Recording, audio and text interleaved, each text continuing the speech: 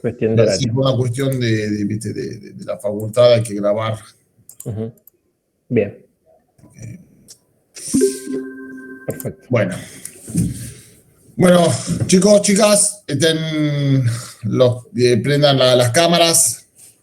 Recuerden que los que no tienen la cámara prendida, los doy de baja. Ahí están. No importa que estén recién despertados, así que no hay problema, pero necesito que estén con las cámaras abiertas. Así que bueno.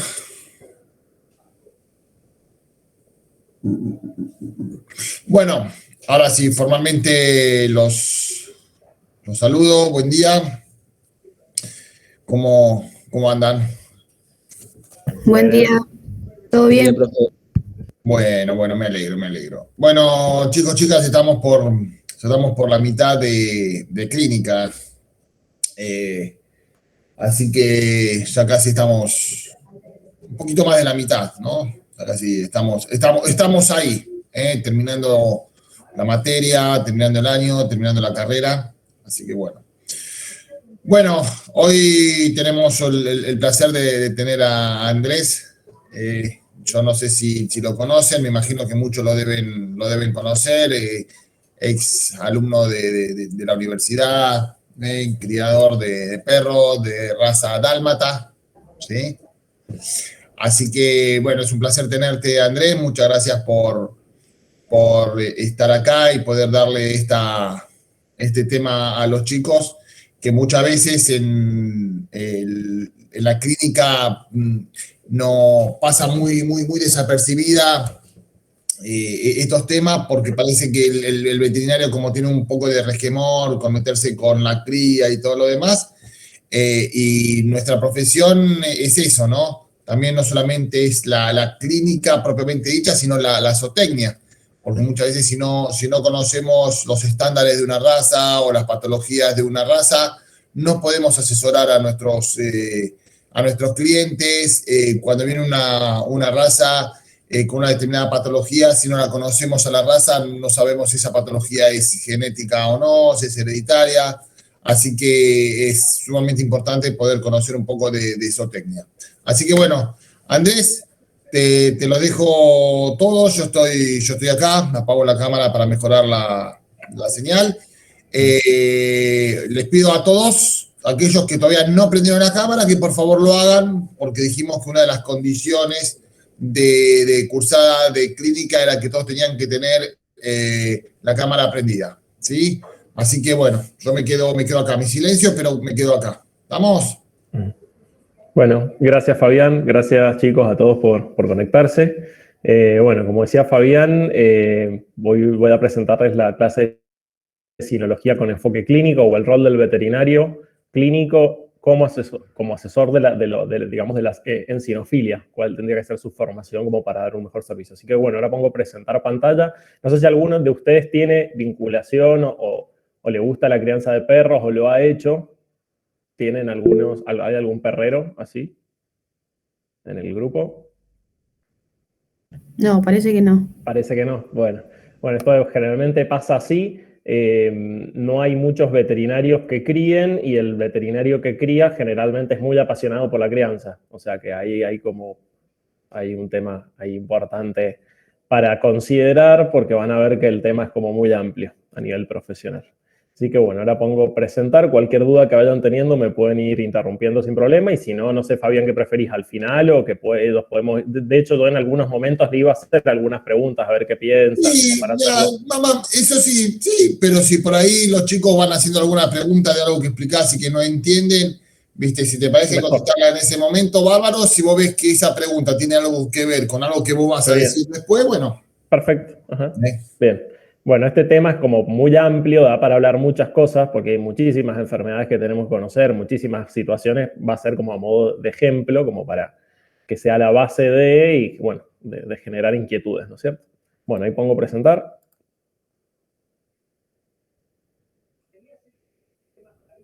Bueno, ahí se tiene que ver bien. Entonces vamos a hablar de sinología con enfoque clínico, ¿no es cierto? Y del rol del veterinario.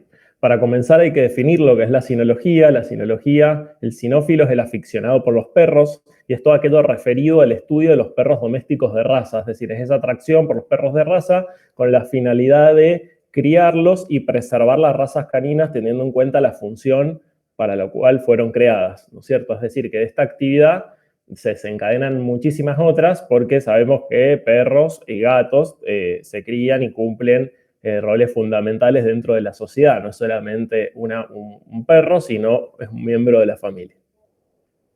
¿Cuál es el rol del veterinario en la sinofilia? Bueno, acá como algunos datos, en Argentina se inscriben 70.000 perros en forma anual mínimamente de 110 razas en la Federación Sinológica Argentina. Estos son los perros de raza pura que se registran, por lo cual el número es amplio. A nivel mundial la cifra esta supera millones. En nuestro país hay eventos caninos de exposiciones de competencias donde compiten 400 perros. En algunos países de Europa compiten 30.000 perros. O sea que a nivel mundial esto mueve muchísimo trabajo para distintas partes, distintos involucrados, tanto veterinarios como entrenadores, como fabricantes de alimentos, de fármacos. Bueno, como ven, implica muchas cosas. Esto es importante porque obviamente como cada vez hay más importancia por el bienestar animal, la cría de perros ha ido cambiando con el paso del tiempo y la función también, es decir, que hay nuevos aspectos regulatorios, y es por eso que uno, el veterinario, tiene que estar actualizado a esas nuevas regulaciones. En algunos lugares hay ciertas leyes que pretenden extinguir la crianza de perros de raza y otras, por en cambio, las tratan de fomentar con asistencia profesional, es decir, que tuviera que haber sí o sí un asesor técnico veterinario para que se pudiera criar, lo cual me parece bárbaro. Ahora, si van a pedir un asesor técnico veterinario, lo mínimo que va a pretender el criador es que ese veterinario esté actualizado y sepa trabajar con sus animales, porque no es lo mismo trabajar con un paciente o trabajar con un grupo de 5, 10, 15, 20 perros que tengan una finalidad X, ¿no es cierto? Por eso es que van a haber nuevos paradigmas y nuevas prácticas y responsabilidades. Hay ciertas prácticas que en algunas determinadas razas pueden resultar iatrogénicas. Por ejemplo, la aplicación de ciertos fármacos en algunas razas que pueden ser alérgicas o intolerantes o tóxicas, ¿no es cierto? Que vamos a ir viendo. Así que hay que estar actualizado, no es cuestión de hacer cosas por hacer. Y el rol del veterinario es eso, asesorar y manejar esos perros de cría más allá del enfoque clínico de algún paciente en particular, sino como grupo. ¿Y en qué actuaríamos asesorando? En la reproducción de esos animales, tanto del momento, en realidad del momento uno, de que el cachorro es seleccionado para formar parte de un plantel.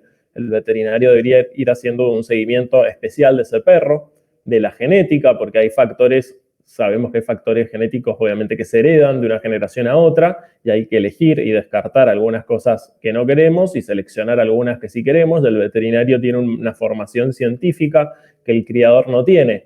A pesar de estas situaciones, en la actualidad los criadores consultan poco al veterinario sobre estos aspectos. ¿Por qué? Porque los veterinarios generalmente no nos formamos mucho, no se forman demasiado, y sí los criadores acceden a cursos de genética, a cursos de formas de razas, de funcionalidad, hacen cierta formación, no quizás académica a nivel universitaria, pero que los lleva a conocer y a obtener más información y más experiencia en base a la trayectoria de lo que van haciendo, ¿no es cierto? Entonces ahí tenemos pautas como para trabajar. Y también en la funcionalidad, ¿no es cierto? Nosotros vamos a conocer cómo está constituido un perro, vamos a entender por qué una estructura tiene que ser determinada para cada raza. No es lo mismo lo que se busca en un labrador a lo que se busca, por ejemplo, en un dálmata, en un golden o en un doberman, ¿no es cierto? Cada raza fue creada con una funcionalidad distinta y tiene una estructura que la tiene que acompañar y un temperamento que lo permita. Y es por eso que tenemos dentro de la sinofilia distintas actividades y que han ido cambiando con el paso del tiempo, como las exposiciones de belleza, bueno, actividades de rescate, agility, trabajo social, está muy en auge el dog dancing, tareas de asistencia, detección de drogas, explosivos, o sea, hay muchísimas tareas que se vinculan a la crianza de perros de raza con ciertas aptitudes, ¿no es cierto? Es decir, que el veterinario debería estar implicado en más allá de todo lo que implica. Y muchas veces me pasa que con colegas, bueno, no les interesan las razas o ni siquiera conocemos cuáles son las razas que hay. Nos ponen un perro en la camilla y inclusive a mí me pasó una vez, la primera vez que me pusieron un gran danés cachorro en una camilla, yo pensé que era mestizo, era gran danés, a la gente obviamente eso le molesta, y más allá de eso, si es un criador que invierten mucho dinero y mucho tiempo y tiene como un trabajo, hobby, lo que fuera en eso. O sea, hay que estar formados, somos profesionales y debemos actuar con profesionalidad. Es por eso que, como decía, la crianza tiene un interés social y nosotros los veterinarios jugamos un rol importante, ya que esos cachorros forman parte de la familia, ¿no es cierto? En asesorar cómo el criador tener a sus perros, en qué condiciones ambientales, en qué condiciones de socialización, cómo tiene que ser el vínculo con otros animales, o sea, ¿por qué? Porque ese cachorro se va a tener que insertar en una sociedad. Entonces, como ven, el rol del veterinario dentro de la cinofilia es mucho más de lo que es solamente criar un perro de raza para venderlo y que el perro sea bonito. O sea, implican muchos factores como para hacerlo bien y cada vez hay más exigencias. Es por eso acá puse unas fotitos, porque cada vez está más fuerte el tema del bienestar animal. Estos dos perros son de una criadora de Mendoza que cría pastor blanco suizo y que sus perros no viven en caniles ni en jaulas y permanentemente van a potrerillos. Bueno, estos son dálmatas míos que tuve en algún momento. Estos son unos golden de una criadora muy famosa de Estados Unidos que, como ven, viven en un ambiente impecable, están bien. Estos perros inauguran siempre temporadas de pileta, son de Buenos Aires y viven adentro de la casa con su dueña en una quinta gigante y la pileta la tienen para ellos. Uno ve la pileta transparente, blanquecina y los perros se bañan como si fueran parte de la familia. Y bueno, de acá tengo un par de camadas donde están bien cuidados, que no están que no los criamos como pollos. Digamos, a mí me interesa que la crianza de perros y transmitirlo a ustedes debería hacerse bien, ¿no es cierto? El perro es una mascota y hay que respetar ciertas características sociales que tiene la especie. Entonces, fomentar el bienestar animal. Si nos van a exigir a nosotros también tenemos que exigir que esos animales estén en buenas condiciones y que se sometan a una serie de chequeos y que tengan una vida digna, ¿no es cierto?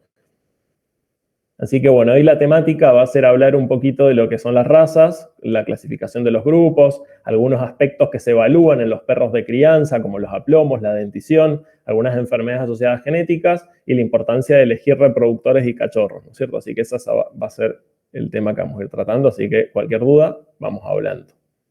Para empezar, vamos a definir lo que es una raza, ¿no es cierto? Una raza es un conjunto de individuos que presentan características comunes entre sí y que esas características los distinguen de otros productos de otros individuos de su especie y que son genéticamente transmisibles. Es decir, que si yo cruzo una dálmata con un dálmata, tienen características de la raza en común que no tienen otros perros y que eso lo diferencia y que de la cruza de ellos dos, obviamente, salen dálmatas. Si yo cruzo a esta perra con un perro mestizo, seguramente salen todos negros con patitas blancas, por ejemplo. Se pierde la característica genética del manto de esta raza. O sea que perro de una raza con perro de otra raza, únicamente raza. Acá tenemos ejemplos de grupos. Tenemos 3 pomeranias, los labradores, dálmatas, golden y los pastores blancos suizos. Como ven, presentan características que los distinguen, es decir, que hacen al tipo, una terminología que utilizamos los criadores para hablar de cuando un perro es característico de una raza, es la tipicidad. Por ejemplo, si un golden se parece a un labrador, no es típico para su raza, o sea, tiene que ser representativo. O sea, lo que hace, por ejemplo, la tipicidad en dálmata es la presencia de cierto tipo de manchas, de tal forma, tal intensidad de color, un determinado tipo de cuerpo atlético, fuerte y moderado. O sea, no es un perro que no tiene nada en exceso, ni para más ni para menos. Entonces, eso habla de la tipicidad de la raza. Y bueno, y como decíamos que esta información se transmitía genéticamente de una generación a otra, es decir, que esa información es heredada y se hereda, ¿no es cierto?, en el ADN que están los cromosomas. ¿Se acuerdan quién tenía 46 cromosomas? ¿Qué especie? El canino. ¿Alguna otra opción? La humana. El humano, muy bien. ¿Y cuántos tiene el canino? ¿Alguien se acuerda? ¿Cuántos cromosomas? Esto es importante como para recordar genéticamente que hay diferencias entre una especie y otra. El perro tiene 78 cromosomas y el gato tiene 38. Creo que la hormiga tiene 2 cromosomas, así que pobres fueron como genéticamente básicas.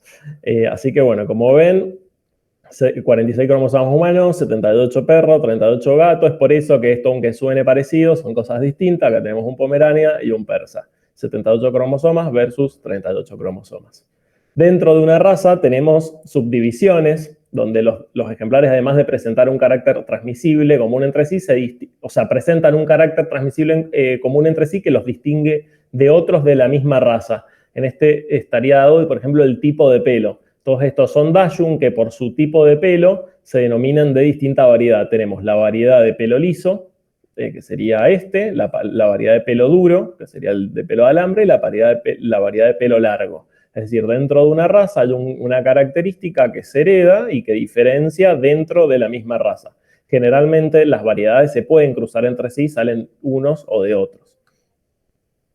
Y dentro de, bueno, es importante saber que la especie, ¿no es cierto?, procede de la naturaleza. Los perros aparecieron, descienden del lobo, mientras que la raza se origina por el hombre dentro del marco, digamos, de la cultura en la que se encontraban, en el marco de la sinofilia. Es decir, los perros fueron seleccionados, las razas fueron seleccionadas por el hombre, algunas creadas y otras aparecieron, y el hombre las fue seleccionando como para fijar características. Por ejemplo, el típico caso del Scottish Terrier, que es una raza antigua pura, o del Dálmata, que no fue creada por nadie mezclando distintos perros como el Doberman o como el Dogo argentino, que son como razas más modernas. Las razas generalmente se originan o hay antecedentes desde el 1600, 1700, y las razas más modernas son del 1950, 1940. Es decir, que con el paso de los años, en distintas épocas de la historia, los perros fueron criados con determinados fines y se crearon razas acordes a las funciones que se requerían. Así fue el tema de los perros de pastoreo, de los perros de caza, ¿no es cierto?, que con el paso del tiempo esas actividades ya como que quedaron más en desuso, ¿no es cierto? Entonces, de la selección de los ejemplares que se van reproduciendo es que permiten perpetuarse ciertas características raciales que se van ajustando a la época y aparecer nuevas razas. Es decir, esto, la importancia de mantener las razas caninas es mantener esa diversidad genética y esas aptitudes que presentaban, porque no es la misma aptitud la que tiene un perro pastor que la que tiene un perro de compañía o la que tiene un perro guardián, ¿no es cierto? Entonces, genéticamente las razas han sido seleccionadas y uno ha ido adaptando características benéficas, o sea, seleccionando características deseadas y dejando de lado algunas otras que no lo eran. Y las razas se ordenan en grupos según su función, ¿no es cierto? El grupo se define como el conjunto de razas que tienen en común cierto número de características que son transmisibles también, y todos los individuos que pertenecen a un mismo grupo, a pesar de poder presentar distinta morfología, tienen el mismo instinto, la misma función para la cual fueron creadas. Es decir, que los grupos, las razas se agrupan según sus funciones. Es decir, por ejemplo, las razas que pertenecen al grupo 1 son pastores, el caso de los collies, los antiguos perros pastor inglés, el pastor australiano, el pastor alemán. Las razas del grupo 8 son los cobradores, son los que traen la presa, golden retriever, labrador.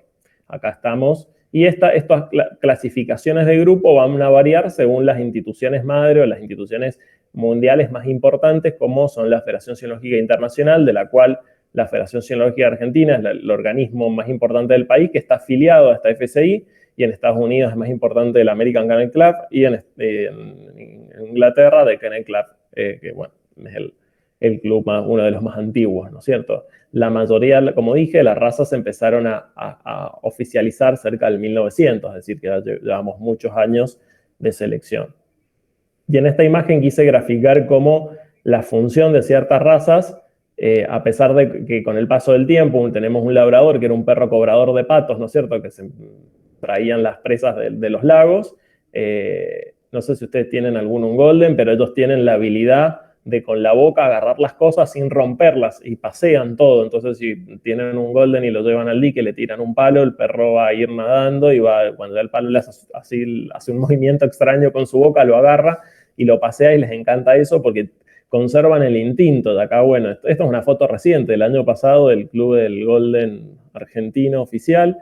Obviamente la raza también ahora se cría con otras finalidades como perros de asistencia, se siguen haciendo estas pruebas acuáticas en forma como simuladas, como para que los perros conserven la función. Y acá en el caso del dálmata se criaba como un perro de guardia de carruajes. Con el paso, obviamente ya no hay más carruajes, es decir, que la función dejó de ser empleado y el perro se empezó a criar como un perro de compañía para la familia, buscando un temperamento un poco más tranquilo, más manejable. ¿Por qué? Porque eran perros que corrían 60 kilómetros por día y tenían un instinto de guardia protector antiguo. Entonces, esto en parte define lo que tiene que ser un dálmata, así, bueno, esta forma atlética bonita. Y bueno, de acá puse la foto de Toffee con el dueño ahí subiendo una escalera jugando en su casa como perro de mascota. Siguiendo. Ahí Maelia quería hacer una pregunta, Andrés.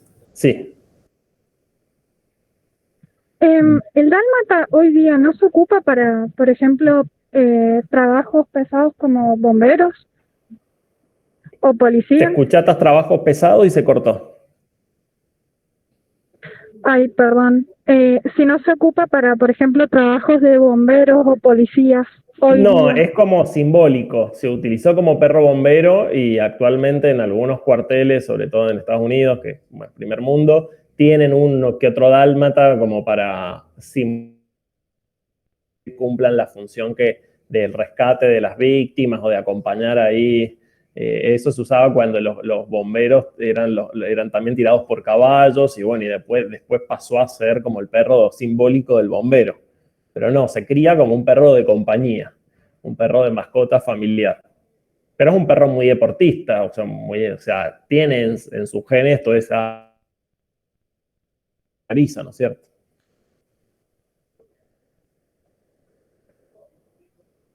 Así que bueno, en cuanto a los grupos, acá está Bien, gracias. de nada, está el listado de los 10 grupos. Tenemos un grupo 1 de la FCI, de perros de pastor. El grupo 2 son todos los perros tipo Pinscher, Molosoides, de montaña y boyeros suizos.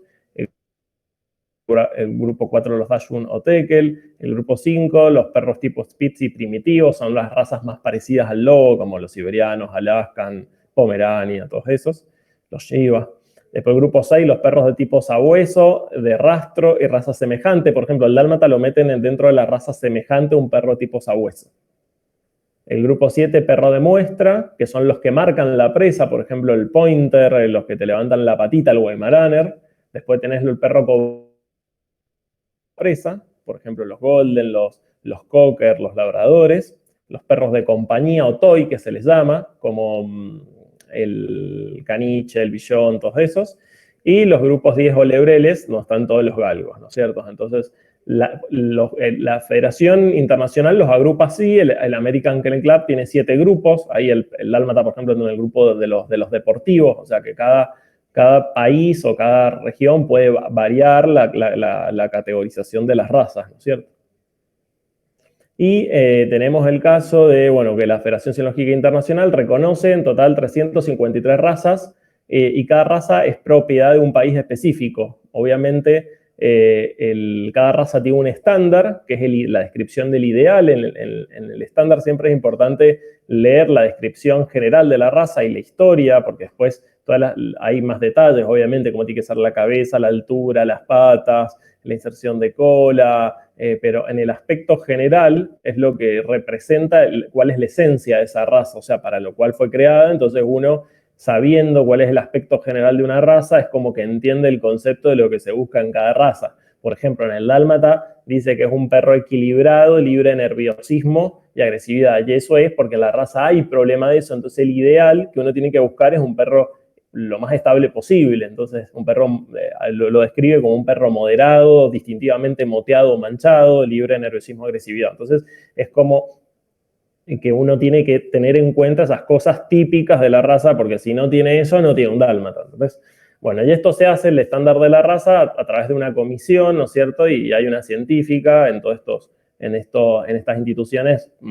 Participa muchísima personal que se encarga del estudio de las razas, tanto no solo aparte de la cuestión estética, sino las cuestiones de salud. De hecho, hay fondos de inversión donde los criadores donan plata en primer mundo. Acá nadie dona nada, pero en primer mundo donan plata para hacer estudios de enfermedades genéticas, por ejemplo. Y es por eso que se ha avanzado muchísimo en el manejo de ciertas afecciones.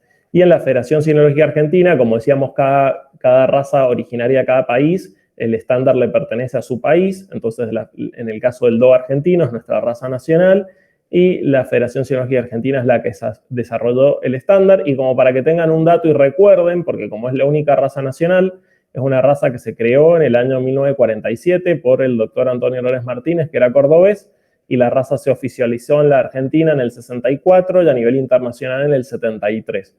Si se acuerdan, estos datos buenísimos, pero es bueno saberlo, solamente saber que la raza, la única oficial, es el dogo argentino y se cría muchísimo dogo y se exporta muchísimo dogo, es una raza muy fuerte, tanto políticamente como con fines económicos, digamos. Y bueno, esos son los datos como que hay que recordar, no es una raza que del 1800, ¿entiendes? Es una raza creada acá en Argentina, en Córdoba, de la mezcla de otros perros. Y bueno, hablando un poquito de perros de exposición, acá tenemos el ejemplo de hermosos perros de exposición típicos, como un Scottish, bueno, los billones y estos dálmatas. Hablando de los perros de exposición, uno lo que busca en las exposiciones fueron creadas para que los criadores fueran con sus perros y elegían ahí, era el punto de encuentro para elegir los mejores reproductores. Entonces se evaluaban los padres, los hijos, y había un jurado que evaluaba según las características, las mejores aptitudes, como para que esos animales dejaran descendencia. Hoy en día la funcionalidad sigue siendo la misma, pero hay hay un aspecto comercial mucho más amplio en todo lo que es por ejemplo, peluquería, comercialización de cosas. O sea, es más allá de tener un perro y llevarlo a competir. O sea, ningún perro de patio de casa podría estar a la altura de una competencia de alto nivel cuando esos perros tienen un proceso de entrenamiento, de acondicionamiento, se les pule el pelo, se les cortan las uñas, se les liman, o sea, viven como reyes. Entonces, para que esto se bañan todas las semanas, están impecables, los dientes no tienen sarro, están como en condiciones ideales. Entonces los perros de exposición implica un trabajo, no es que yo agarro el perro y me lo llevo a competir y seguramente pierdo si hago eso.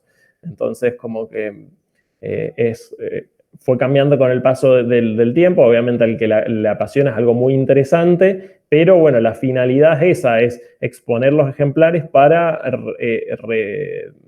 elegir los mejores, conocer los mejores representantes de la raza para ser elegidos en próximas generaciones. Y lo que se hace en las exposiciones, se hace la evaluación de los ejemplares, donde se hace una observación general del tipo, ¿no es cierto? Uno ve la característica, cuál es el mejor representante de cada raza, y se hacen ciertas mediciones, se evalúan las angulaciones de los perros, los aplomos, y cómo el perro se expresa tanto en estática, es decir, quieto en stay, en estación, o en trote, ¿no es cierto? Porque lo que buscamos es que sean perros funcionales, que sean orgánicamente sanos en todo sentido, o sea, que puedan desplazarse acorde a su raza, o sea, que tengan un trote adecuado y que puedan ser perros deportivos y perros saludables. Entonces acá están trazadas las líneas donde se miden las proporciones, la altura, por ejemplo, a la cruz va del borde superior de la escápula hasta el piso, digamos, esa es la altura del perro, y el largo es desde de la articulación del hombro hasta la tuberosidad, ¿cierto? Entonces ese es el largo del perro y este es el alto. Esto es importante porque van a ver que hay razas que son más rectangulares, razas que son más cuadradas, y después, bueno, en este gráfico se representan las angulaciones, que son líneas imaginarias que se trazan a través de ciertos huesos, por ejemplo, a nivel de la escápula, o sea, con respecto a la articulación con el húmero, da la articulación del hombro y después al codo. Entonces esa inclinación tiene que tener una determinada amplitud y eso es lo que va a determinar en parte el alcance o la extensión máxima del movimiento del perro para que tenga un trote efectivo y el animal no se canse tanto y mecánicamente rinda lo que tenga que rendir. Por ejemplo, en el caso del dálmata, que era un perro que trotaba 60 kilómetros por día, más o menos, bueno, tiene que ser un perro que su esqueleto, su estructura ósea lo permita hacer. No puede tener unas patitas de alambre o no puede tener un dorso así como largo, quebrado, porque se va a fatigar y va a traer trastornos articulares. Entonces, más allá de la estética, tiene una razón de por qué uno busca una determinada estética, ¿no es cierto?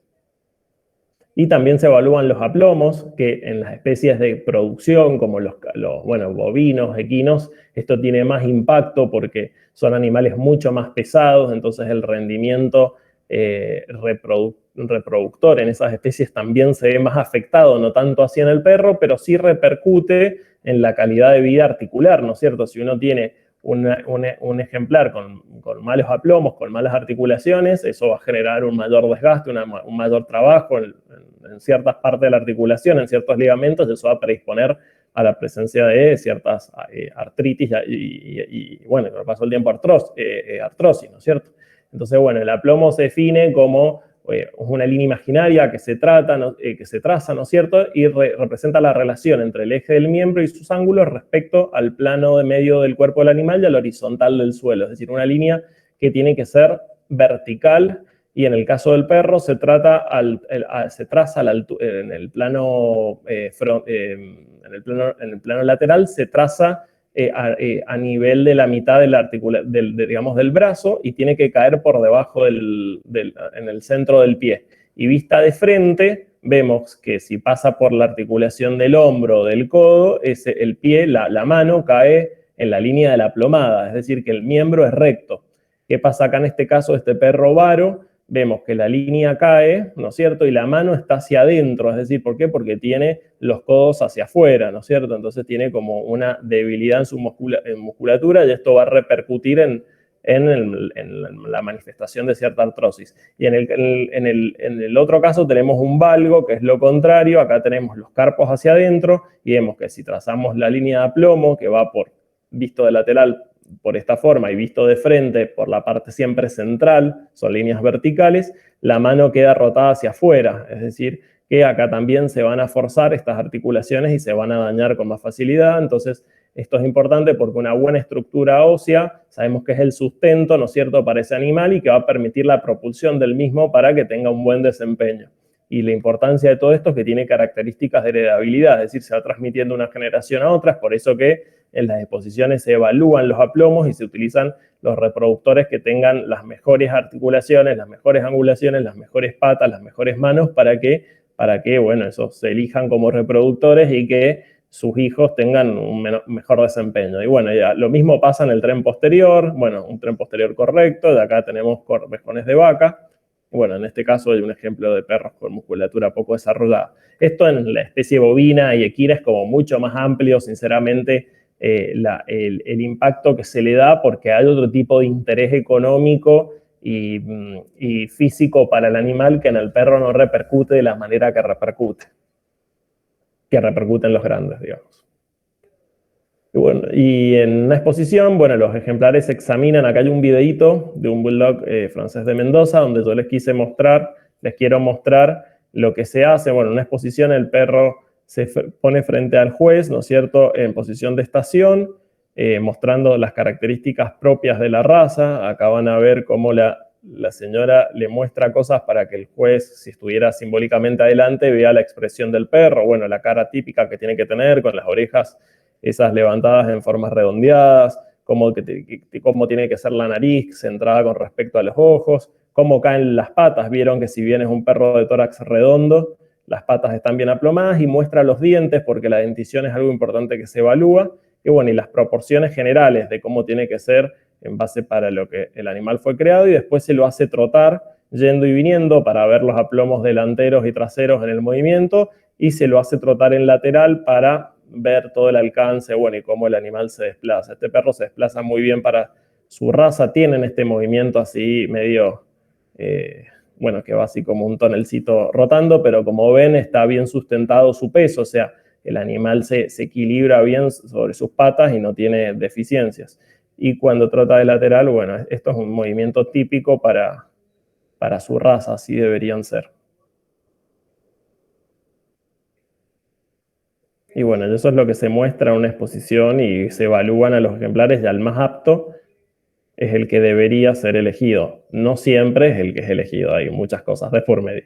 Pero bueno, otra de las cosas que se evalúa es el tema de la dentición. Como vieron que la señora levantó los labios del perro, sabemos que en el cachorro, bueno, tiene dientes de leche, son menos piezas dentales, 28, y en el adulto 42 piezas dentales. Esto es importante en los perros dentro de la cinofilia, porque hay ciertas razas que exige el estándar que tenga dentadura completa, otras que sugiere, pero los dientes tienen que tener ciertas características, ¿no es cierto? Y la fórmula del cachorro, no sé si la recuerdan, pero esto se multiplica, porque esto es si se parte la línea, o sea, el perro se parte por el plano sagital, y tendríamos a nivel de incisivos 3 arriba y 3 abajo, de caninos 1 arriba y 1 abajo, de premolares 3 arriba y 3 abajo.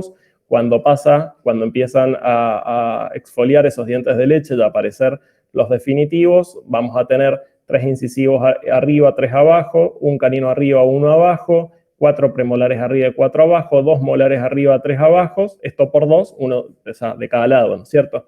Y es importante que esos dientes, como ven acá en esta foto, estén limpios. ¿Por qué? Porque la salud bucal es importante, no solamente a nivel estético, sino a nivel orgánico, porque esto se asocia a procesos inflamatorios, a procesos infecciosos crónicos que pueden repercutir en otros órganos. Y algo importante es saber el tiempo de eclosión de las piezas dentales. Sabemos que los incisivos centrales son los primeros en eclosionar, ¿no es cierto? Después siguen los medios, los laterales, los caninos juntos con los premolares y por último los molares cerca de los 5 o 7 meses. Y esto es importante saber que la presencia de dientes de leche no garantiza que el definitivo va a estar, porque vamos a ver que hay alteraciones en el número de las piezas dentales que faltan o sobran, que faltan o sobran. Es decir, que si tenemos el diente de leche no va a garantizar que va a salir el definitivo, y a veces podemos no tener el de leche. O sea, si ya no tenemos el de leche, seguramente no vamos a tener el definitivo. Ahora, que esté el de leche no garantiza que el definitivo va a estar. Y eso también es un dato importante porque hay cachorros que se necesitan evaluar van a poder saber si van a poder ser ejemplares de exposición, o en el caso de un perro que se quiera exportar y que la nueva persona que lo compre a la distancia quiera saber si el perro es boca completa. Y bueno, hay veces que hay que hacer radiografías y no queda otra forma más que esperar porque no sabemos, por más que se vea en la placa, si el diente va a descender o no. Así que esas son las características en cuanto a cantidad de dientes. Y las afecciones, las afecciones en cuanto a cantidades, podemos tener alteraciones del número, por ejemplo, la menor cantidad de dientes, como la anodoncia, la hipodoncia, que es la falta de hasta 5 piezas dentales, o la oligodoncia. Estos generalmente se dan en razas toy, son frecuentes y generalmente tienen causas hereditarias, al igual también que la poliodoncia, que también tiene factores hereditarios y se dan más en braquicefálicos de en razas toy. Y esto hay que diferenciar la poliodoncia de la persistencia de dientes deciduos, que es la no exfoliación del diente de leche. Generalmente esta afecta más el canino y los incisivos, y en esta, la presencia de supernumerarios o poliodoncia afecta más los incisivos y los premolares. Así que esos son algunos detalles. No es lo mismo la persistencia del de leche que la poliodoncia o supernumeraria. Y esto, como en los toy, es muy frecuente de ver todos estos dientes así apiñados, inclusive en los bulldog francés. Así que todo esto es importante porque tienen una predisposición hereditaria. Después no solamente importa el tema de la cantidad de dientes, sino el tipo de mordida es lo que se evalúa en las exposiciones. La mayoría de las razas caninas tienen que tener mordida en tijera, como esta imagen. Acá vemos una mordida en tijera. ¿Se acuerdan cómo era? ¿Alguien la quiere definir o la defino yo? Es fácil porque está el dibujito, así que es cuestión de que se animen a recordar lo que está ocurriendo. ¿Se anima algún? Donde los incisivos superiores chocan con los incisivos inferiores. Perfecto, claro. Era como que la cara interna del superior contacta con la cara externa del inferior, ¿no es cierto?, en forma estrecha. Después tenemos una aproximación, que es la mordida en pinza, que muchas veces se tolera, pero no es deseada, pues genera como un desgaste peor en la oclusión, ¿no es cierto? Entonces, la mordida en tijera es para la mayoría de las razas.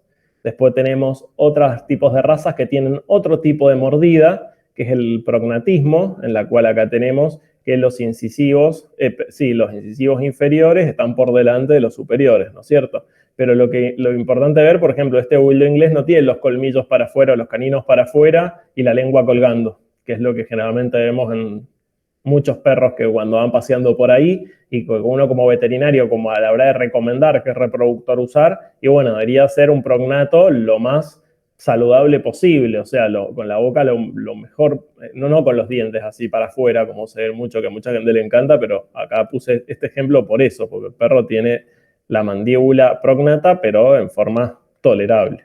Igual que este bulldog francés, pack, los boxers, los pequineses, son todos prognatos. Acá en el caso del cane corso, el estándar menciona un leve prognatismo, no más de 5 ml, es decir que es mínimo, y la mordida en pinza es tolerada, o sea, se acepta, pero no se busca. Es importante esto porque buscan un buen desarrollo de mandíbula, entonces si El perro tiene que tener como una mandíbula un poquito más prominente, por en parte pues son perros de guardia. Entonces, bueno, acá hay algunos ejemplos de esto que les mencionabas, de cómo el estándar dice cómo tienen que ser las cosas. Por ejemplo, ¿vieron que los canichitos todo el mundo les amputa la cola a ras? Bueno, el estándar del caniche no habla de amputación de cola. De hecho, si uno va a una exposición, todos los caniches tienen cola con un pompón gigante en la punta. O sea que esto es una cuestión creada ni siquiera por los criadores de la raza, que están en desacuerdo de eso, sino creada por, no sé, por el público, alguien que pidió que el perro tuviera la cola y se hizo bola, que el caniche había que cortar la cola casi a ras, cuando en realidad la raza oficial no es así. Y, por ejemplo, en el caso de las mandíbulas y dientes, es mordida en tijera completa. Acá detalla cómo tiene que ser la del bulldog francés, que dice que no deben estar desviadas por una cuestión o torcidas, de forma de favorecerla una buena oclusión, ¿no es cierto? En el Doberman también, el ejemplo de 42 piezas dentales, mordida en tijera y todas las piezas, no algunas. En el Dálmata, en cambio, mordida en tijera, pero se desea la boca completa, es decir, que si faltan dientes se tolera. Y esto en base porque el Doberman también es un perro de guardia y se supone que debería conservar todos sus dientes para llevar a cabo mejor su función. Y en el lobo argentino también, sin prognatismo ni neonatismo, la mordida es en tijera y se acepta en pinza. O sea, cada raza tiene ciertos detalles de estándar que hay que conocer. Otra de las afecciones que vemos permanentemente en la clínica es la presencia del criptorquidismo, ¿no es cierto? Y sí, pensé que estaba mal escrito, está bien. El criptorquidismo, ¿no es cierto? Que es una enfermedad hereditaria, pero se hereda en forma autosómica recesiva y está limitada al sexo. ¿Qué significa limitada al sexo? Y que obviamente se va a expresar en machos, porque por eso habla de criptorquidismo, ¿cierto? De testículos. ¿Y qué significa autosómica recesiva? Que para expresarse se requiere una copia heredada del padre de ese gen y una copia de la madre. Es decir, que sí o sí se hereda de ambas partes. Y esto es muy importante porque muchas veces se culpa a un reproductor y no al otro, cuando en realidad la enfermedad se hereda de ambas partes, de padre y de madre. Lo bueno es que si es autosómico recesivo, se puede seleccionar, porque no es una enfermedad poligénica, en la cual, que ya vamos a ver enseguida, es como más difícil, si bien se pueden las poligénicas seleccionar, en las cuando son así autosómicas recesivas, es decir, que la información está en los cromosomas que no son sexuales, y es herencia simple, dominante recesivo, por un solo gen, es más fácil de seleccionar. Y esto, bueno, el criptorquidismo, que lo que es el descenso incompleto, o sea, testicular, que puede ser uni o bilateral, es decir, que no descienden a la bolsa escrotal. Generalmente se dan más en el testículo derecho, y la posición final puede ser a nivel abdominal o extraabdominal en el canal inguinal o subcutáneo. Es una enfermedad de diagnóstico temprano, a las 8 semanas. Esto es importante cada vez que reciban un cachorro en primer vacuna, o si van a ser asesores de algún criador, empezar a buscar los testículos a una edad temprana. Yo mis cachorritos a los 30 días los empiezo a molestar para ver si si siento consistencias similares, porque generalmente si hubiera criptorquidismo, uno de los testículos, o en el caso, por ejemplo, de los testículos ascensores que suben y bajan, el que está bien es bien redondito, tiene una buena consistencia, y el otro, el que sube y baja, suele ser más pequeño, por ejemplo. Entonces es importante palparlos y saber que si no está a las 8 semanas, difícilmente va a estar después. O esperar a los 3, 6 meses hasta que se cierra el canal inguinal, no es como algo muy profesional como para recomendar. Esto debería estar descendido en el momento de que le hacemos el primer chequeo.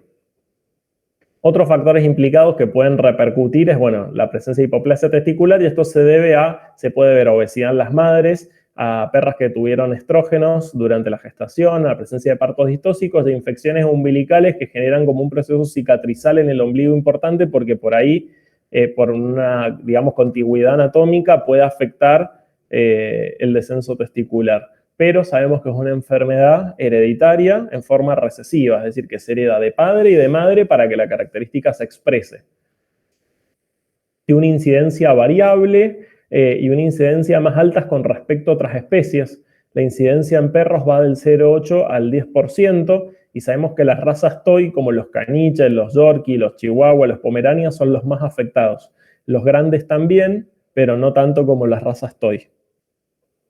Y es un factor, bueno, y esta enfermedad implica como factor de riesgo que predispone a ciertas neoplasias testiculares, que representan un 4,6% de las neoplasias de los perros, y esos testículos ectópicos sabemos que pueden llegar a producir células espermáticas, pero con una viabilidad que no está muy clara, o sea, con menor viabilidad que los testículos sanos, pero el testículo que sí está en el escroto sí puede dejar descendencia, por lo cual es importante considerar que estos animales deberían hacerse una orquiectomía bilateral, es decir, extraer el testículo del escroto y el testículo que está retenido o no descendido, no reproducir los animales afectados, ¿no es cierto? Porque si sabemos que el animal ya está afectado es que tiene las dos copias del gen. Con el tema de los portadores queda a conciencia y sabiendo con quién se reproduce, porque sabemos que se puede seleccionar, entonces sabemos de que en alguna línea no haya habido antecedente, se puede llegar a probar siempre y cuando el otro que se produzca es sano, o sea, nunca un perro con criptorquidismo, ¿no es cierto? Eso debería ser eliminado, pero en el caso de los portadores, si sabemos que porta, ahí interesan otros factores a la hora de la selección. Y bueno, y se pueden hacer... Sí, sí. Profe, ¿se sabe el locus del gen? Si bien es poligénico, pero más o menos se sabe. No, en teoría no es poligénico, es herencia simple, es cualitativo. No, que yo sepa, no sé, bien. yo no porque no conozco marcadores todavía que se han desarrollado para eso. Al menos lo que leí hasta el momento no. Bien, gracias. Y bueno, en este caso, se recomienda no reproducirlos, como decía, los ejemplares afectados. Con el tema del portador quedará conciencia según las condiciones que se tengan. Otras opciones que se hacen es la criptorquidectomía, es decir, se saca el criptórquido, el que está retenido, y en algunos casos hacen orquiopexia porque a mucha gente necesitan como fijar el testículo y los descienden y los fijan al escroto. No tiene ningún sentido porque sabemos que es una cuestión, por más que la arreglemos estéticamente, el problema genético está. Y como forma del tratamiento farmacológico se pueden hacer aplicaciones de gonadotrofina coriónica humana. La bibliografía sugiere 2 aplicaciones semanales durante un periodo de 4 a 6 semanas, empezando desde muy cachorritos con una tasa de éxito muy poco aceptada con respecto a lo que pasa en humano, que en humano sí se hace más el tratamiento farmacológico en primera instancia. En perros no se desaconseja porque carece, o sea, tiene muy poca efectividad. Así que eso en cuanto al criptorquidismo. Eso es muchas veces porque por ahí cuando tienen un cachorro que alguien compró o les llevan a la veterinaria y sí, se heredó, pero se heredó de quién, ¿viste? Y quién tuvo y la gente quiere saber quién tuvo la culpa. Por ahí se sabe, por ahí no. Bueno, otras afecciones importantes que vamos a tener en los perros dentro de la crianza, las enfermedades de mayor impacto, el tema de la displasia de cadera. Acá puse la típica imagen del ovejero alemán, de un Pug y de un Golden. Bueno, la displasia de cadera sabemos que es una enfermedad ósea hereditaria y crónica y se caracteriza por un desarrollo defectuoso de la articulación coxofemoral. Se inicia en cachorritos, es una enfermedad del desarrollo desde una temprana edad y se diagnostica, o sea, el diagnóstico oficial sería hasta los 2 años, ¿no es cierto? Porque es cuando ya terminó el crecimiento del animal y se caracteriza por una mala orientación espacial del acetábulo del fémur o por la inestabilidad articular que ocasiona una mala congruencia articular, ¿no es cierto? Es una enfermedad del desarrollo. Y es una de las enfermedades ortopédicas de mayor prevalencia en perros de todo el mundo y la magnitud o la gravedad de esto es que ocasiona dolor y ese dolor lleva a una mala calidad de vida de esa mascota. Acá tenemos una estadística de la Fundación Ortopédica de Animales de Estados Unidos, OFA, donde acá quise graficar, si bien sabemos que uno dice ovejero alemán displásico, fíjense, las razas con mayor porcentaje de displasia, Pug y Bulldog, son animales que lo pueden disimular más por el desarrollo muscular que tienen, pero el 71% de los Pug y el 70% de los Bulldog inglés que se examinaron hasta el 2020 en Estados Unidos, en esta página, en esta institución, son displásicos, y tenemos el caso del Rottweiler y del ovejero alemán más abajo. El 21% de los Rottweiler, del 20% de los ojeros alemanes. Los ojeros alemanes están en el ranking 40 y fíjense lo que pasaba en el Pug y en el Bulldog inglés.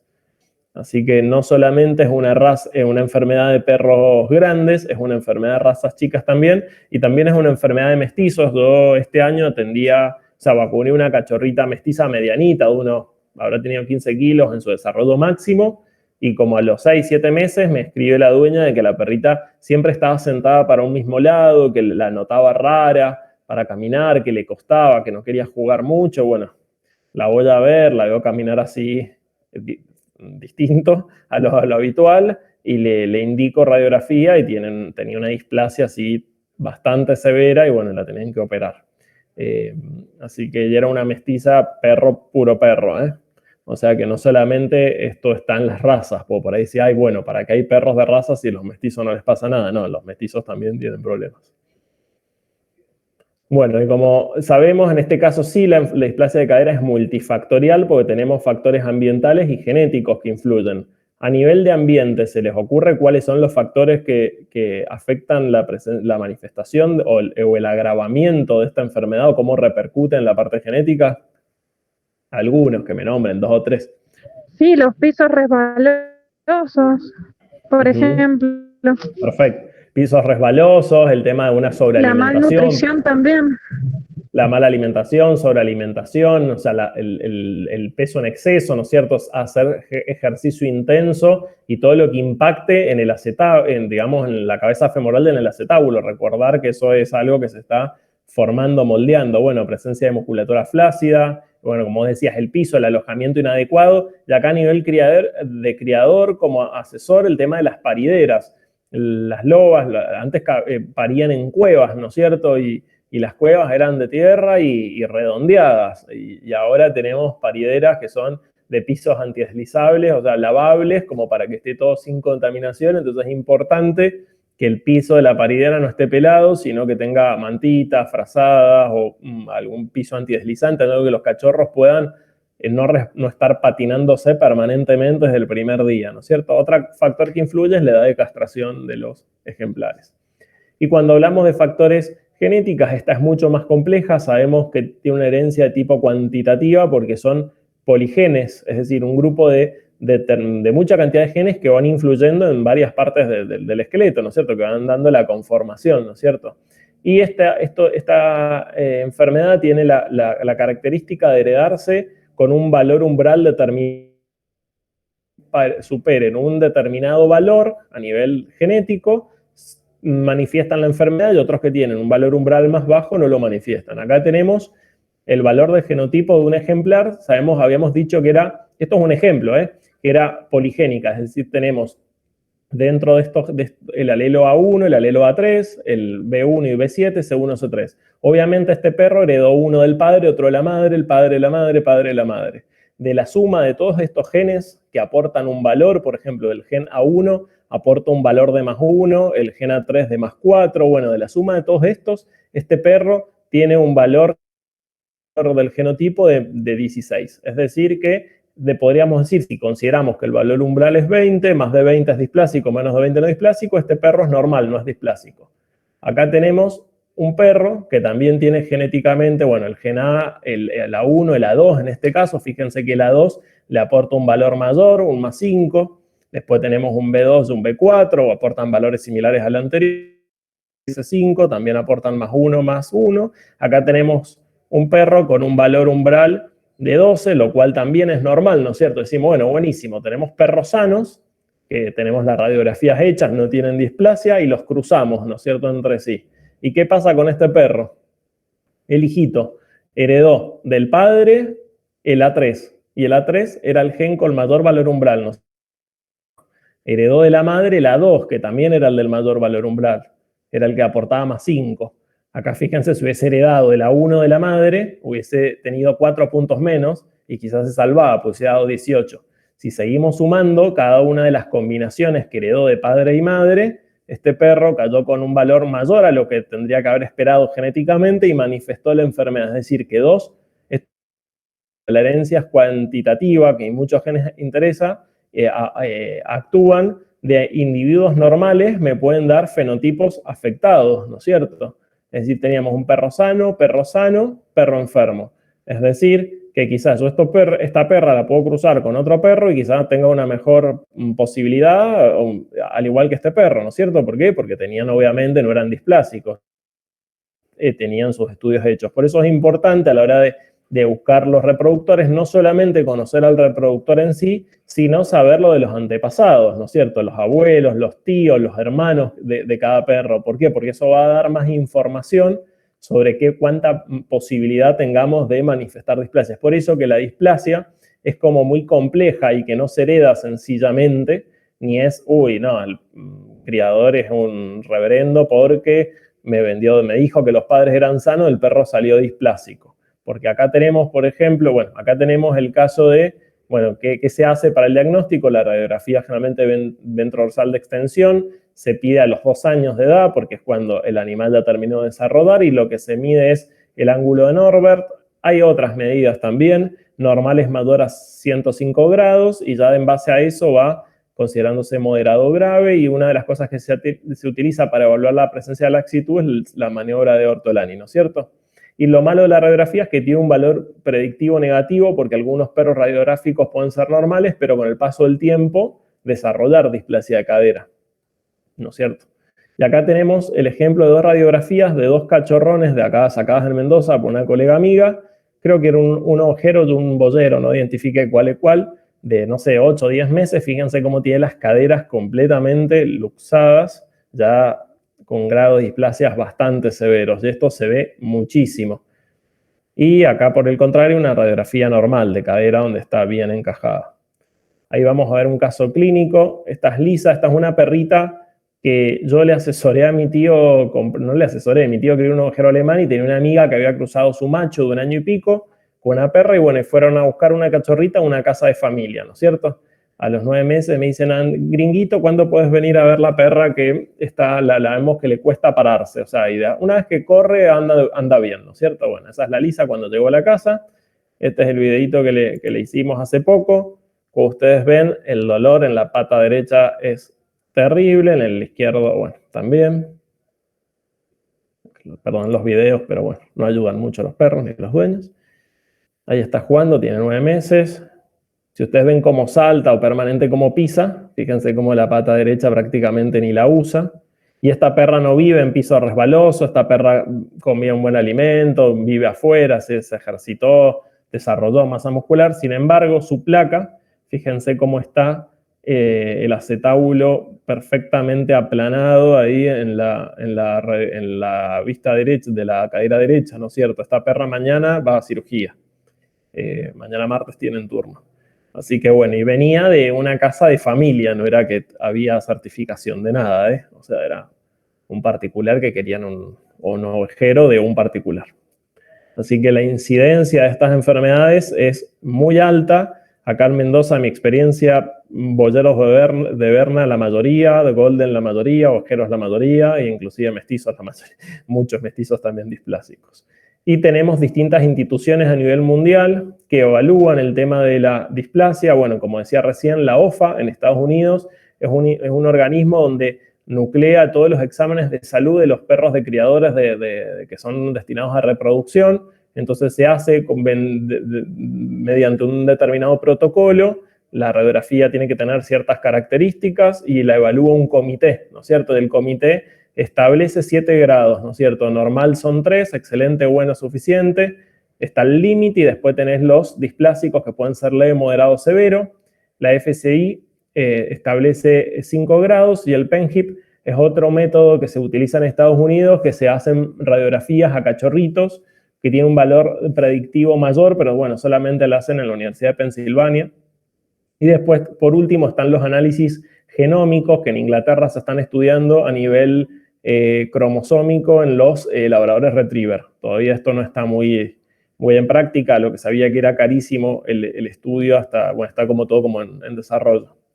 Y acá tenemos el caso de Tofi, este es un dálmata mío de 2 años y medio, que le hicimos la radiografía acá en Mendoza y las enviamos a la OFA. La OFA hasta el año pasado, cuando yo di esta clase, uno quería entrar a la página de la OFA y tenía el dominio bloqueada para Argentina, o sea, para todo lo que era Sudamérica, excepto Estados Unidos, ellos podían entrar y ver los estudios de sus perros. A través del club del Golden oficial de la raza acá argentina, en el que yo soy socio. Los criadores y digamos, la comisión directiva del club se hizo contacto con la OFA, porque como en el Golden hay como alta incidencia, los necesitan certificar las placas realmente bien de sus reproductores, entonces aceptaron que la OFA reconociera ciertos veterinarios de Argentina que se incluyeron en el listado de veterinarios OFA, que tienen que tener ciertos equipos y cierta capacitación. Y acá en Mendoza, bueno, yo le pedí a una colega conocida de confianza que hiciéramos esto, le gustó la idea, así que bueno, le hicimos las placas al perro, se mandó con el microchip todo certificado y por suerte recibí el informe de clasificación Good, así que me sentía doblemente feliz porque el perro era sano y porque se pudo hacer desde Mendoza una certificación en Estados Unidos, y lo cual esto es importante porque hay gente de Argentina que le interesa esto. No sé si en Mendoza, quizás yo fui el único por ahora, pero sí conozco varios criadores que le hacen radiografía a sus reproductores, y si ven en el dálmata no es una raza de alta incidencia, yo lo he ido haciendo para saber, y esto como que me da más tranquilidad de, como veterinario, criar perros lo más saludables posible, ¿no es cierto? Que es lo que uno busca. Así que bueno, y otra de las afecciones que aparecen dentro de lo que son los perros de raza, ¿no es cierto? La presencia de sordera. La sordera tiene una base hereditaria, poligénico, con penetración incompleta, lo cual acá es bastante difícil de saber cómo se hereda, al igual que la displasia de cadera, o asociada al gen doble mirlo, ¿no es cierto?, que está muy de moda ahora en la aparición de ciertos colores exóticos, lo cual hay que tener cierto cuidado. Acá Toffee, este es el mismo perro de la radiografía, y a este se le está haciendo en este caso el test de potenciales evocados auditivos del trocoencefálico, en el cual se estimula el cerebro con ciertas ondas, ¿no es cierto? Y se registra todo eso en una pantalla y permite el diagnóstico de la sordera, que puede ser bilateral o unilateral o parcial o total. El perro salió bien y esto lo estamos haciendo acá en Mendoza con un veterinario, seguramente Fabián lo conoce, Juan Pablo Fortuny, que está haciendo una especialización en neurología, así que lo cual es otra herramienta más que tenemos, sobre todo en las razas que sabemos que tenemos mayores predisposición. Perros con áreas blancas extensas o con ojos celestes pueden tener una incidencia un poco mayor a presentar sordera. No así los siberianos, por ejemplo, que pueden tener ojos celestes, bueno, en ellos no, pero es por el tipo de pigmentación o de patrón de pelaje lo que predispone. Y también tenemos estudios genéticos, ¿no es cierto? Estos estudios genéticos. Una pregunta, profe. Sí. Con respecto a los perros con sordera y que tienen FCA, no está exigido, ¿cierto?, en la compra. No hay ninguna exigencia de nada. En realidad, en algunos clubes de específicos de raza, por ejemplo, el del pastor blanco suizo, en el del Golden, están exigiendo que los reproductores tengan un apto de cría, pero la federación como en sí, por ejemplo, en el caso de perros sordos, no exige, y no hay mucha técnica disponible para hacerlo. Yo recién ahora, hace 15, 20 años crío dálmatas y le pude hacer Baer acá en Mendoza a uno de mis perros, y en Buenos Aires sí, el doctor Pellegrino es el único que hacía, pero no es algo que esté difundido, que tenga al alcance. En países de primer mundo se les hace la prueba a los cachorros en forma convencional. Sí, eso no. Ellos también sé que el tema de ocular, o sea, oftalmológico y auditivo. O sea, lo que es Europa, por lo que he estado leyendo, pero con respecto a los perros de acá. Sí, acá falta bastante por una cuestión de recursos y de posibilidades y de todo, que se complica un poco más. Pero bueno, gracias a Dios ahora se va a poder empezar a hacer. Al menos con este colega, no sé, después se sumará más. De hecho, después de mi perro se le hizo a una dogo que se fue a Europa y bueno, así que ya empezó como a poner en marcha el equipo. Así que está bueno por ahí para las que tengan dudas, porque esto es difícil detectar. O sea, es fácil detectar la audición, la sordera en cachorritos cuando uno cría la camada y está muy atento a cada uno de los cachorros, pero vos sabés que empiezan a manifestar el tema de la audición entre la segunda y tercera semana, pero en el caso de la sordera es como que se empiezan a atrofiar ciertas estructuras del oído y pierden audición. Entonces los animales es como involutivo. Entonces vos tenés que ir evaluando permanentemente y si a los 45 días, 60 días escucha bien, ya está, pero muchas veces tenés algún cachorro que crees que a los 20 días reacciona a algunos soniditos leves que no tienen que ser con vibración y después a los 35 días, 40, el perro es sordo. Claro. Entonces yo lo que hago siempre es hacer como un condicionamiento con comida. Cuando empiezo a suplementar, que mi abuela me decía, vos los haces sordos a los perros, porque yo les hacía muchísimas pruebas, porque no tenía cómo, y les hacía, qué sé yo, soniditos, piri, piri, piri con la comida. Entonces después cuando les voy a dar de comer, les hago el sonido sin la comida y los perros me levantan las orejas y buscan el coso. Pero yo estoy atento a cada perro, que se despierten de a uno, que no se pisoteen entre ellos, pues si yo tengo una camada de 15, ¿cómo haces para evaluar 15 sin que se te pase? Claro, sí, sí.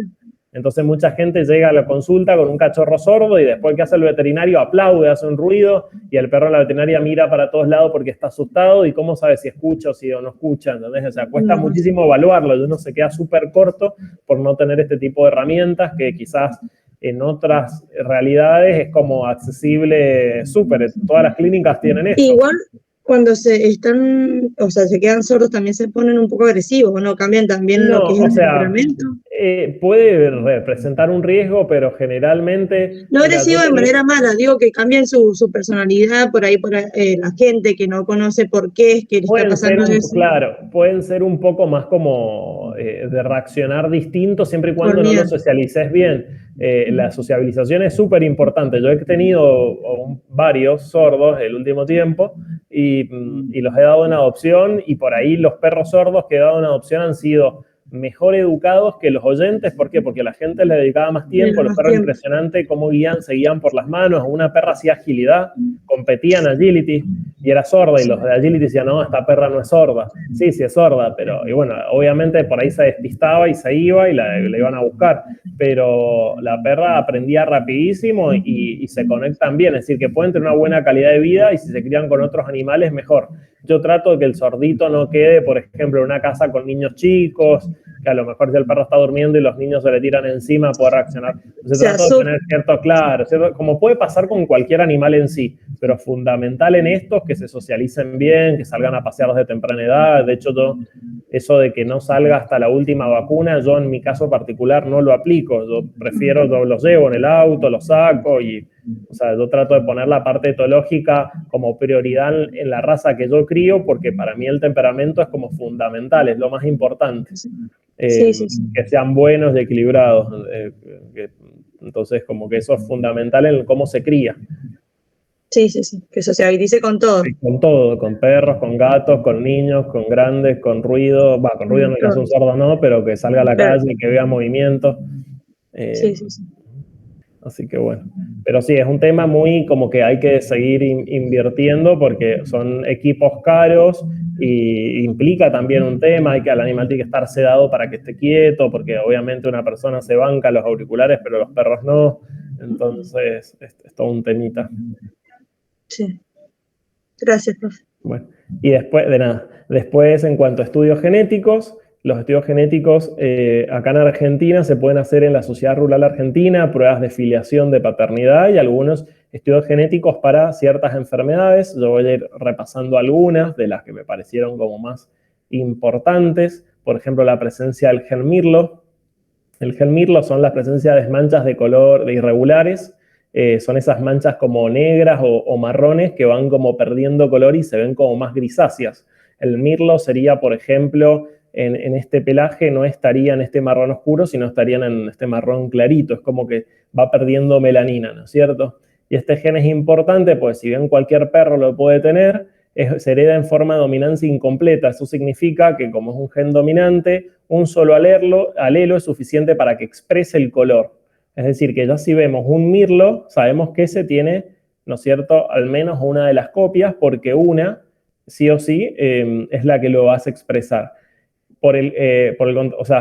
A pesar de esto, si aparecen dos copias de ese alelo, es decir, si el gen mirlo se hereda en forma doble, tanto del padre como del madre, esta manifestación puede ser deleteria, o sea, no deseada, y puede acarrearse a problemas de sordera, por ejemplo, en los pastores australianos, y también a problemas oculares, como en los colis es muy frecuente la microftalmia y la ceguera, ¿no es cierto?, de un problema también en las pupilas. Entonces, Por eso es que hay que tratar de evitar estos pelajes o únicamente cruzarlos con sólidos, como para tratar de no expresar doblemente el gen mirlo, ¿no es cierto? Con un sólido que no tenga mirlo atrás. Y el test genético permite detectar el alelo no mirlo, el alelo mirlo, y hay otra variante que es el mirlo críptico, que es un mirlo que está presente, pero que está presente genéticamente, pero el animal no lo expresa. Lo cual puede ser un mayor riesgo, pues yo pienso que como no es mirlo, no lo tiene, pero en realidad sí lo tiene. Y esto es muy importante con las razas que ahora están de moda, como los famosos exóticos, que tienen como un impacto comercial muy amplio y que en los estándares oficiales no están permitidos, y en parte no están permitidos ni aceptados por una cuestión de salud, ¿no es cierto? Que se busca preservar ciertas características, y a pesar de eso hay mucha gente que le interesa comercializar este tipo de perros, y como veterinarios tenemos que saber que no es únicamente una cuestión estética de color, sino que ese patrón de pelaje puede estar vinculado a problemas de salud. Entonces, como veterinarios, no recomendar la cría, al menos a mí es lo que a mí me parece, de exóticos, y mucho menos un exótico con un exótico para que salgan todos exóticos, sino, ¿por qué? Porque los exóticos hoy en día se venden más caros. ¿Por qué? Porque tenemos riesgo de que nos aparezcan estas anomalías como la ceguera, la sordera, la microftalmia, que pueden manifestarse en este tipo de pelaje. Así que ahí hay que tener como en cuenta. Otra enfermedad que se puede diagnosticar mediante marcador genético es la cardiopatía dilatada del Schnauzer gigante. Esta enfermedad es hereditaria recesiva, es decir, que para expresar el riesgo a cardiopatía tiene que heredarse esta mutación, ¿no es cierto?, en este sitio, tanto del padre como de la madre, NN negativo, NP portador, PP positivo, para desarrollar la mutación a la posible cardiopatía. Acá no puse porque no encontré en Argentina, pero para el Schnauzer miniatura hay un marcador genético que es el de MAC, el complejo Mycobacterium avium, que es una mayor predisposición de la raza a padecer el Mycobacterium tuberculosis, que es la bacteria que produce la tuberculosis, lo cual tiene un riesgo zoonótico importante. Ingresaron líneas de sangre a Argentina de Schnauzer miniatura con esa predisposición. Entonces los criadores de Schnauzer en el país, los más serios, testean a sus perros con laboratorios de Alemania, de España, de Estados Unidos, para ver si son libres de MAC, que es esa predisposición genética a enfermedades de Mycobacterium. Después, bueno, la mielopatía degenerativa, esta es muy frecuente en razas grandes. En el boyero Berna se utiliza como plan de cría. Yo atiendo una criadora de acá y ella le hace el test para la mielopatía degenerativa. Es una enfermedad progresiva que se da en perros grandes, generalmente mayores a 8 años, que afecta la médula espinal y produce una paresia progresiva y finalmente parálisis de miembros posteriores. Tiene una herencia recesiva, es decir, que tiene que estar afectadas 2 copias del gen, es decir, que se tiene que heredar tanto el padre como madre para manifestar la enfermedad. Lo malo de este tipo de enfermedades genéticas es, como ven, se expresa en perros viejos, es decir, en perros que ya, si no se testearon, estos perros dejaron mucha descendencia. 3, 4 generaciones de un perro de 8 años puede tener. Entonces es importante hacer a los reproductores, antes de que empiecen a dar servicio, todas estas pruebas genéticas como para ver si voy a tener el riesgo de esta enfermedad, que sabemos que existe un marcador y que se puede diagnosticar. Todas las razas pueden verse afectadas, siendo más predispuestas el boxer, ojero alemán, el golden, el caniche pack, los corgis, tanto el Pembroke como el cardigan, el Chesapeake Bay Retriever, el Kerry Blue Terrier, el Rhodesian, Siberian Husky, y los Fox Terrier, boyero de Berna. Y en el boyero de Berna hay 2 mutaciones de la superóxido dismutasa en el cromosoma, en la mutación 118C y también la 51A. Esta es específica del boyero de Berna. Las 2 se hacen por marcadores genéticos, entonces es importante que los que tengan boyeros de Berna o críen boyeros de Berna sepan que además de la displasia de cadera, de la displasia de codo, la ojera de mi tío también tiene displasia de codo, pobre. También hay que hacer, por ejemplo, en esta raza, la mielopatía degenerativa. Después acá tenemos un... Profe, ¿y ¿sí? ¿A cuánto está más o menos ese test? Mirá, sabés que yo no lo he hecho a porque mi raza no aparece, pero generalmente cuando los que sé que he mandado a la Voclink y más o menos 50 euros. y por ahí tenés como un combo de que te incluyen varios, ponele por 60, 70, eso la verdad que desconozco el precio exacto, pero... Igual, por ejemplo, yo tengo un abuelero. ¿En qué me sirve saber que tiene la mielopatía degenerativa ahora? O sea, ¿se puede llegar a tratar desde ya? No, es que lo que te va, esto es genético, o sea, te va a predecir si te la puede expresar o no, y si vos la querés reproducir, si ella va a transmitir ese gen mutado a su descendencia. O sea, tratarla no hay, de hecho, un tratamiento, es una cuestión, afecta la mielinización esto, entonces ella va a ir perdiendo, sensibilidad neurológica. Sí. Pero no es que te va a cambiar en el tratamiento, sino te vas a ver que lo puede expresar, quizás lo expresa, quizás no, porque tiene el gen, y no reproducirla en el caso que lo porte. Entonces, si vos querés que ella sea madre, te conviene hacérselo como para ver, ¿por qué? Porque a ella ahora es joven, pero esto si le pasa, va a pasar a los 8 años, y después a sus hijos le puede llegar a pasar, si la cruzaste con un que también.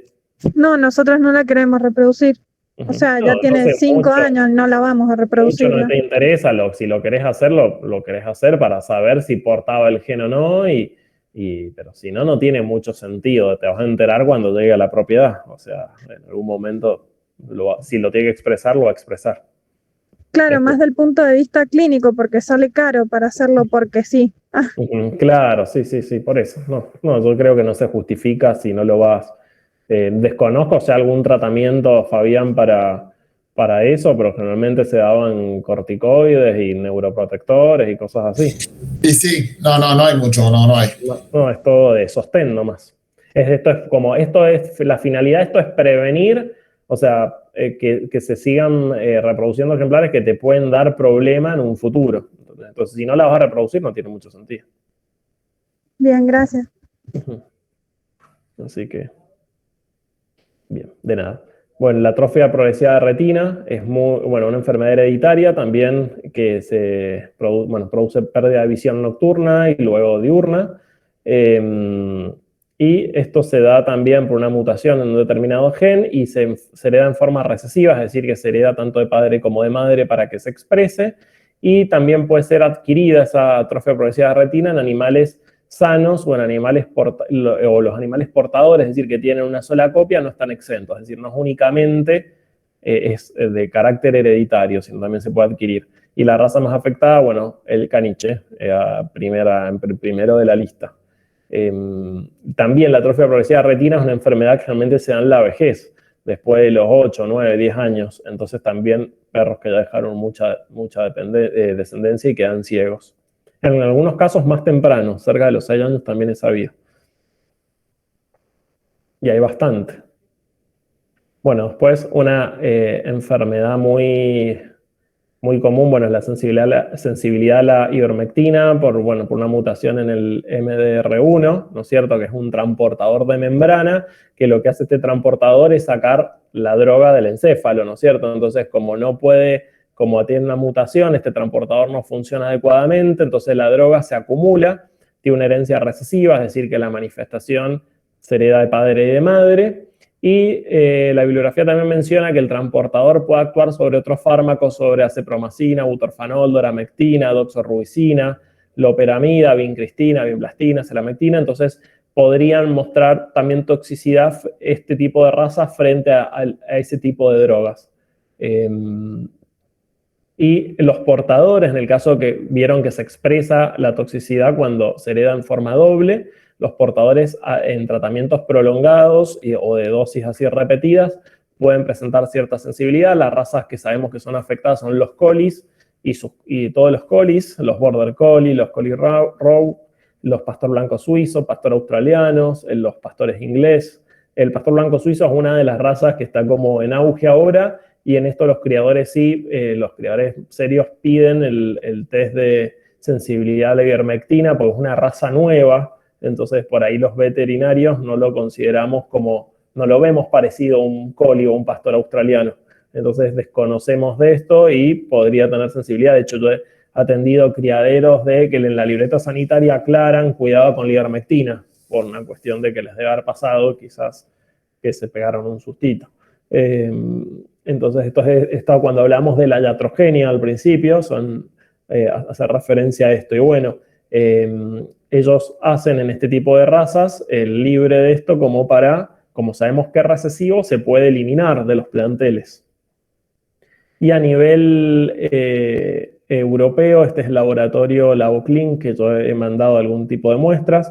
Y si ustedes ingresan a la parte de genética, ven por raza todas las enfermedades que pueden pedir, ¿no es cierto? Entonces está bueno como para saber qué marcadores genéticos tiene cada raza y qué afecciones hereditarias pueden empezar como a manejar con los reproductores, o si atienden criaderos de determinada raza, es decirle al cliente, mira, sería bueno que en tus perros hicieras tal cosa por tal cosa para evitar tales problemas con esos perros y con las nuevas familias. Lo que uno busca es que tener perros los más saludables posibles.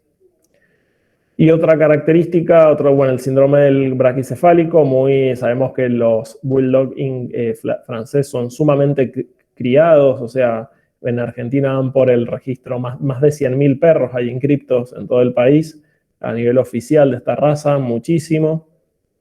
Es un conjunto de afecciones que se deben a los cambios anatómicos que se presentan en perros braquicefálicos, sobre todo bulldog inglés, francés, boxer, Boston Terrier, PAC, ¿no es cierto? Y se caracteriza por, ser tres tipos de afecciones: narices estenóticas, paladar blando elongado y aversión de los áculos laringeos. Son cosas que van a ver en este tipo de razas. No todos los bulldog inglés y francés tienen las narices estenóticas, por eso uno tiene que tratar de recomendar y seleccionarlos dentro de las posibilidades lo mejor.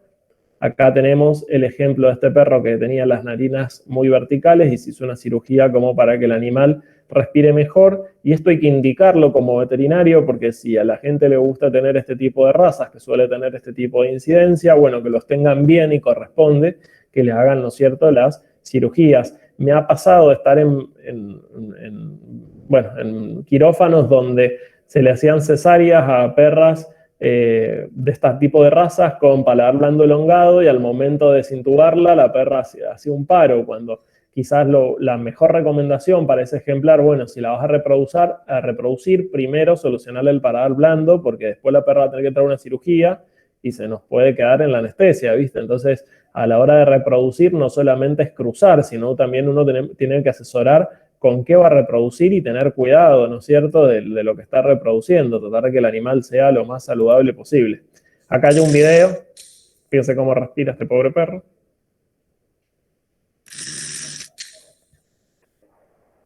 Y después de la cirugía.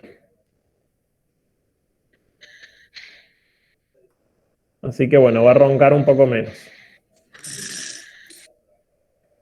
Y ya como para ir finalizando el tema de la selección de los cachorros, algo importante tanto para el criador como para el veterinario. Para esto es importante estudiar y conocer la raza que se cría, y si vamos a ser veterinarios que vamos a asesorar a un determinado criadero, nos tenemos que informar un poquito, tenemos que conocer el estándar y la historia, y hacer hincapié en la función, ¿no es cierto?, que se respete las características de la raza y el tema de la salud, ¿no es cierto?, conocer cuáles son las enfermedades propias hereditarias. Me pasó con Toffee hace poquito que le hicieron un análisis y yo pedí al laboratorio el ácido úrico y me dijeron, ¿para qué? Y le dije, porque es dálmata, pero ¿por qué? O sea, y no sabían que el dálmata también tiene un problema que puede tener ácido úrico más alto. Entonces es como algo que uno tiene como que tenerlo presente para cada raza, qué es lo que busca y por qué, ¿no es cierto?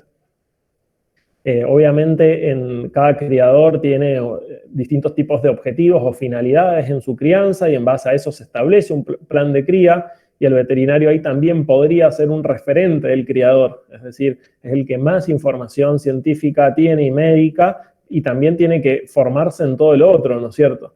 Y partiendo, la crianza parte de la selección de reproductores. Como vemos, hay muchísimas cosas que se heredan. Entonces eso implica tener que tomar decisiones y elegir en base a la función, y para eso está implicada la salud, el temperamento. Como decía recién, la tipicidad habla de que un perro sea representativo dentro de su raza. Si yo veo un dálmata, no puede parecer un Doberman o un boxer, tiene que ser un dálmata. Y esto va a estar de la mano de la belleza, ¿no es cierto? ¿Y cómo vamos a elegir? Vamos a estudiar el pedigrí, que el pedigrí da información. Vieron cuando veíamos el ejemplo de la displasia de cadera.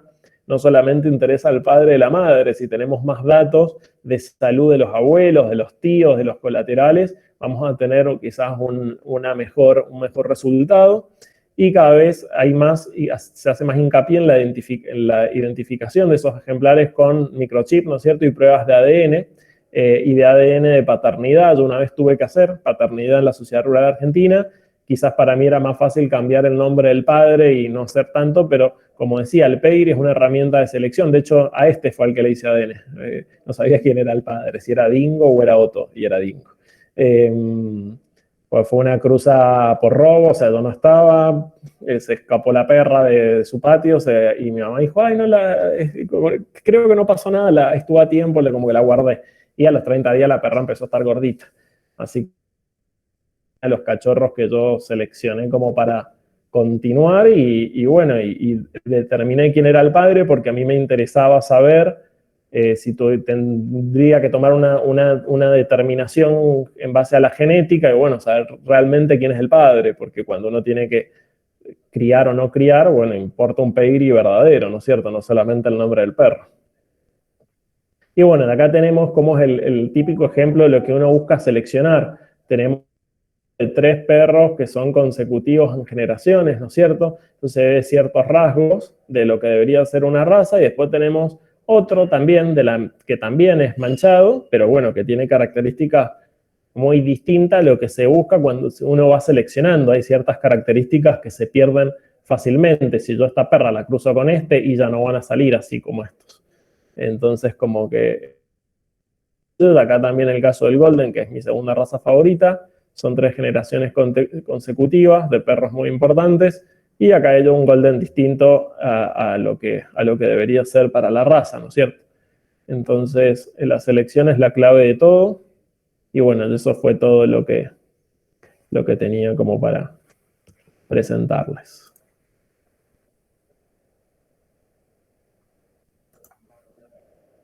Ahí dejé de presentar, no sé si tienen algún comentario, alguna duda de los temas tratados.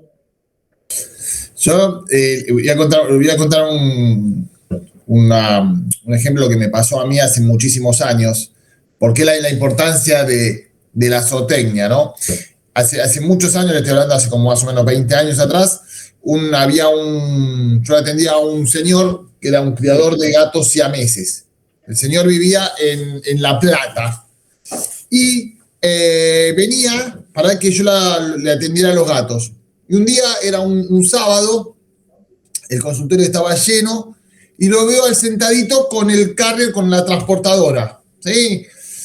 Y tenía un gato adentro. Entonces yo me acerco, lo saludo y le digo, y tenía dentro un gato que no era un gato siamés, era un gato marrón con unas manchas negras.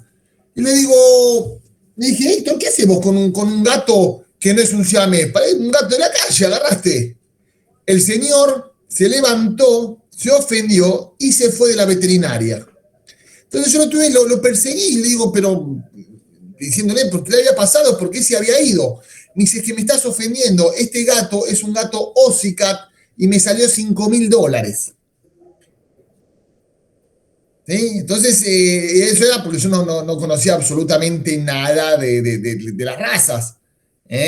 Después, obviamente, me puse a estudiar y saber de que esos gatos son gatos muy... Si bien son gatos medio salvajes, hay que tener mucho cuidado con algunos anestésicos y bueno, y eso llevó, digamos, a que yo después pudiera, digamos, seguir atendiéndolo. Pero el tema de la zootecnia y que tiene en relación con la clínica, la verdad que lo tenemos que hacer nosotros, ¿no? Nosotros somos los que asesoramos a los criadores. Si bien nosotros aprendemos, como veterinarios aprendemos mucho de los criadores, nosotros somos los que debemos asesorar en la cuestión, digamos, médica, ¿no? Sí, tal cual. Es por eso que tenemos que estar ahí bien actualizados. Como decías, a mí me pasó hace poquito, ahora que decías tu experiencia, hace 4 o 5 meses atrás, una amiga mía de Rosario se trajo un dálmata de Croacia para cruzar con su perra que no estuviera emparentada, una perra mía, que no estuviera emparentada con nada argentina. Entonces también pagó 5.000 euros entre viaje y perro, Entonces, cuando llegó a Argentina, le dije, bueno, que le pongan una quíntuple, que sea lo posible de Vanguard, que son las mejores marcas la marca que más me gusta, y que la colega le sugerí, fíjate, no sé cómo, que le inocule el lado derecho del perro, no el lado izquierdo. Entonces, ¿para qué? La mujer fue a la veterinaria en Rosario y le dijo, hola, ¿qué tal? Tengo este perrito, bueno, lo traje afuera, tengo un amigo veterinario, me recomienda la tal marca de vacuna, usted quería saber si usted la tiene, y que lo inoculen del lado derecho. La veterinaria lo tomó mal y le dijo, no, yo todo lo hago del lado izquierdo. Así que, y su perro no necesita vacuna porque ya tiene 3 quíntuples. Y yo le dije, a los míos le pongo 4 por una cuestión de riesgo, salen más, viene de un viaje largo, bla, bla, bla. Bueno, la veterinaria se tomó toda mal y lo que hizo fue ponerle una vacuna vencida que la pegó con sticker de cinta, y cuando la mujer esta llegó a su casa me mandó una foto y me dice, Andrés, mira, estoy preocupada porque la vacuna de Logan está vencida. Entonces le digo, bueno, quédate tranquila, está vencida, no pasa nada. Y cuando yo amplío la foto, veo que tenía como una cinta pegada, digo, qué raro esto. Y veo que no solamente tenía un sticker, sino tenía 2, una Duramune amarilla y otra de la marca que yo quería. Entonces ella le había dicho que la veterinaria le decía que era sextuple con lepto. Entonces ahí empezó una discusión entre ellas vía WhatsApp de la señora que le decía, hola, mirá, soy la propietaria del perrito tal, quería saber qué le pusiste a mi perro. Entonces la veterinaria le decía, mire señora, yo le puse lo que usted me pidió, la vacuna sextuple con lepto. Dice, bueno, pero la vacuna está vencida. La cuestión, el resumen, que la veterinaria nunca aceptó nada de lo mal que había hecho, que quizás no le puso nada, habrá pensado, a esta señora no le pongo la vacuna, porque ¿qué me viene a dar ella instrucción? Entonces se lo tomó a mal, y a pesar de esto le cobró la vacuna, la pagó, y obviamente esta señora amiga se fue a otro veterinario después de unos días y le puso una vacuna correspondiente a su mascota. Pero fíjense, muchas veces las cosas que podemos, o sea, que si somos profesionales, o sea, cómo necesitamos cuidarnos y hacer las cosas con cierto tacto y hacernos cargo también de errores. De hecho, la señora esta le decía, mirá, yo no te estoy acusando de nada, porque la conversación tomó tonos bastante fuertes, y la veterinaria la terminó amenazando a ella de que le iba a denunciar por acoso, sin reconocer que le había cobrado una vacuna vencida con sticker pegado de la heladera, porque los stickers se salían, el adhesivo lo perdía al frío de la heladera. O sea, todo eso está en audio, está hablado, ¿eh? Así que hay que tener como mucho cuidado, tanto con propietarios y nosotros como colegas, hacer las cosas con seriedad, hacer las cosas bien. Errores cometemos todos, yo también he hecho. Lo importante es aprender y hacerse cargo del error y solucionarlo. Si uno pone por error... ¿Sí? No, termine la idea y yo le consulto. No, iba a decir, si uno coloca por error una vacuna de vencida, decir, bueno, sí, me equivoqué, vení, le ponemos otra, no pasa nada, porque realmente no pasa nada y se acabó. Y sin embargo, se hizo un mundo de discusión, de ego y de todo por no aceptar el consejo. Y en un momento la veterinaria dice, yo no sé quién es tu amigo, pero estás mal asesorada. Entonces la señora le dijo, mi amigo es colega tuyo y sabe mucho lo que habla porque hace 15 o 20 años que se dedica a esto. Así que la maleducada sos vos, chau, y ahí terminó la conversación. Y le dije, no, y yo decía, denunciala, porque pasé, y después ella dijo, no voy a denunciar a nadie porque es una señora buena, viste, mejor no denunciamos a nadie, porque todos cometemos errores, pero uno tiene que hacerse cargo de las cosas, y si cometemos errores, bueno, solucionarlo. Yo, ese perro tenía un valor que, además de ser la mascota, que duerme con la señora en su cama y todo, a ella le costó mucho esfuerzo hacerlo, no es millonaria, y lo trajo porque quería que su perra no estuviera, que no hiciera endogamia, lo trajo por eso. Así que fíjense que es amplio el tema. Y es un detalle que no está mal. O sea, que de ahora en más, si ustedes atienden un perro de exposición, inyéctenlo del lado derecho. ¿Por qué? Porque el perro en la exposición se muestra del izquierdo. Y si se le hace un seroma, si se le tiñe el pelo, si se le hace un bulto y justo tiene una competencia los 2 días, va a tener problemas. Justamente eso estaba por preguntar, que por qué del lado Claro, derecho. eso, Bueno, porque el perro pasea con la mano izquierda del entrenador. Entonces el que muestra se muestra el lado izquierdo del perro. El juez mira el lado izquierdo más que el derecho. Entonces siempre es preferible. Yo de ahí me acostumbré a todos, de exposición o no. Yo en las veterinarias les pido al cliente que alce el cachorro, y ya se me hizo costumbre. Y yo aprendí porque me acusaron también. Un expositor, cuando estaba empezando, ni bien recibido, me acusaron una veterinaria de un colega que era compañero de la cátedra, no sé si, bueno, de Sergio. Su veterinaria le inyectó un Sharpei y el perro se le hizo, no sé, un seroma.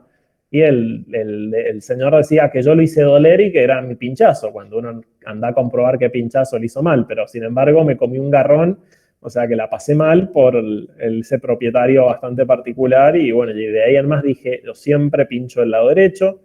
El tema de pelar las manos, hay que sacar sangre y bueno, uno prioriza y ve qué se hace y bueno, y si el perro no puede ir a una competencia, no tendrá que ir, pero todo se habla bien, nunca por imposición, sino siempre sugiriendo lo que corresponde y que el dueño del perro decida, porque acá el que decide es el dueño del perro.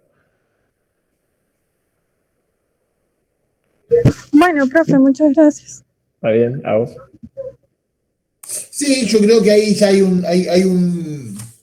una delgada línea entre, digamos, lo ético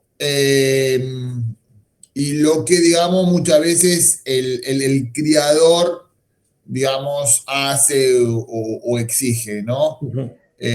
Nosotros como veterinarios tenemos, digamos, los conocimientos suficientes y necesarios como para poder saber, a ver, dónde damos vacunas, qué vacunas damos, etcétera, etcétera. Después muchas veces está la imposición del criador, que el criador, ojo, estoy hablando de que hay criadores muy buenos, totalmente conscientes, y criadores que no les importa nada los animales, ¿sí? Tal cual, sí, eso ocurre. Entonces, a ver, el tema es, está el criador que es realmente el criador de cepa y que les interesa a los animales, prioriza el bienestar del animal, ¿no? Si nosotros tenemos que decirle, mira, hay que sacarle sangre y hay que pelarlo, el criador lo hace, no prioriza esa salud, ¿no es cierto? Uh-huh.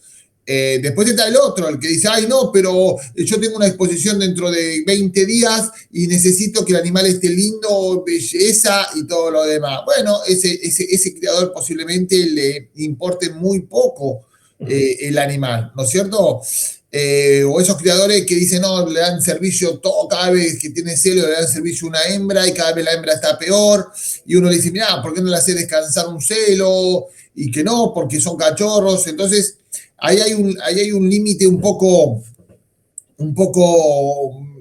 medio turbio el límite, ¿no? Sí, tal cual, sí. Por eso al principio, para mí, hablar del bienestar animal y de las exigencias que uno tiene que exigir, o sea, que uno tiene que tener hacia ellos también es importante, porque si ellos van a exigir ciertas cosas, nosotros también, y corresponde Y esto es exactamente lo mismo que, chicos, que es la cría de caballos, ¿no? Caballo de pura sangre, de carrera, y acá es exactamente lo mismo, ¿no? El criador de caballo y el que tiene que competir lo llama y le dice, bueno, este caballo tiene que competir el domingo y hagamos todo lo necesario y lo no necesario para que el caballo corra, ¿no? Y después está en nosotros como profesionales, y éticamente hacerlo o no hacerlo, porque ustedes me van a decir, sí, profe, pero si yo no lo hago, lo va a hacer otro. Bueno, seguramente lo va a hacer otro con ética expuria. ¿Estamos? A ver, como el otro día me decían acá en la Universidad de Buenos Aires, que me decían, bueno, pero darle una infiltración a un caballo para que corra no es tan grave. Bueno, a ver, todo depende de, en realidad no todo depende de si es más o menos grave.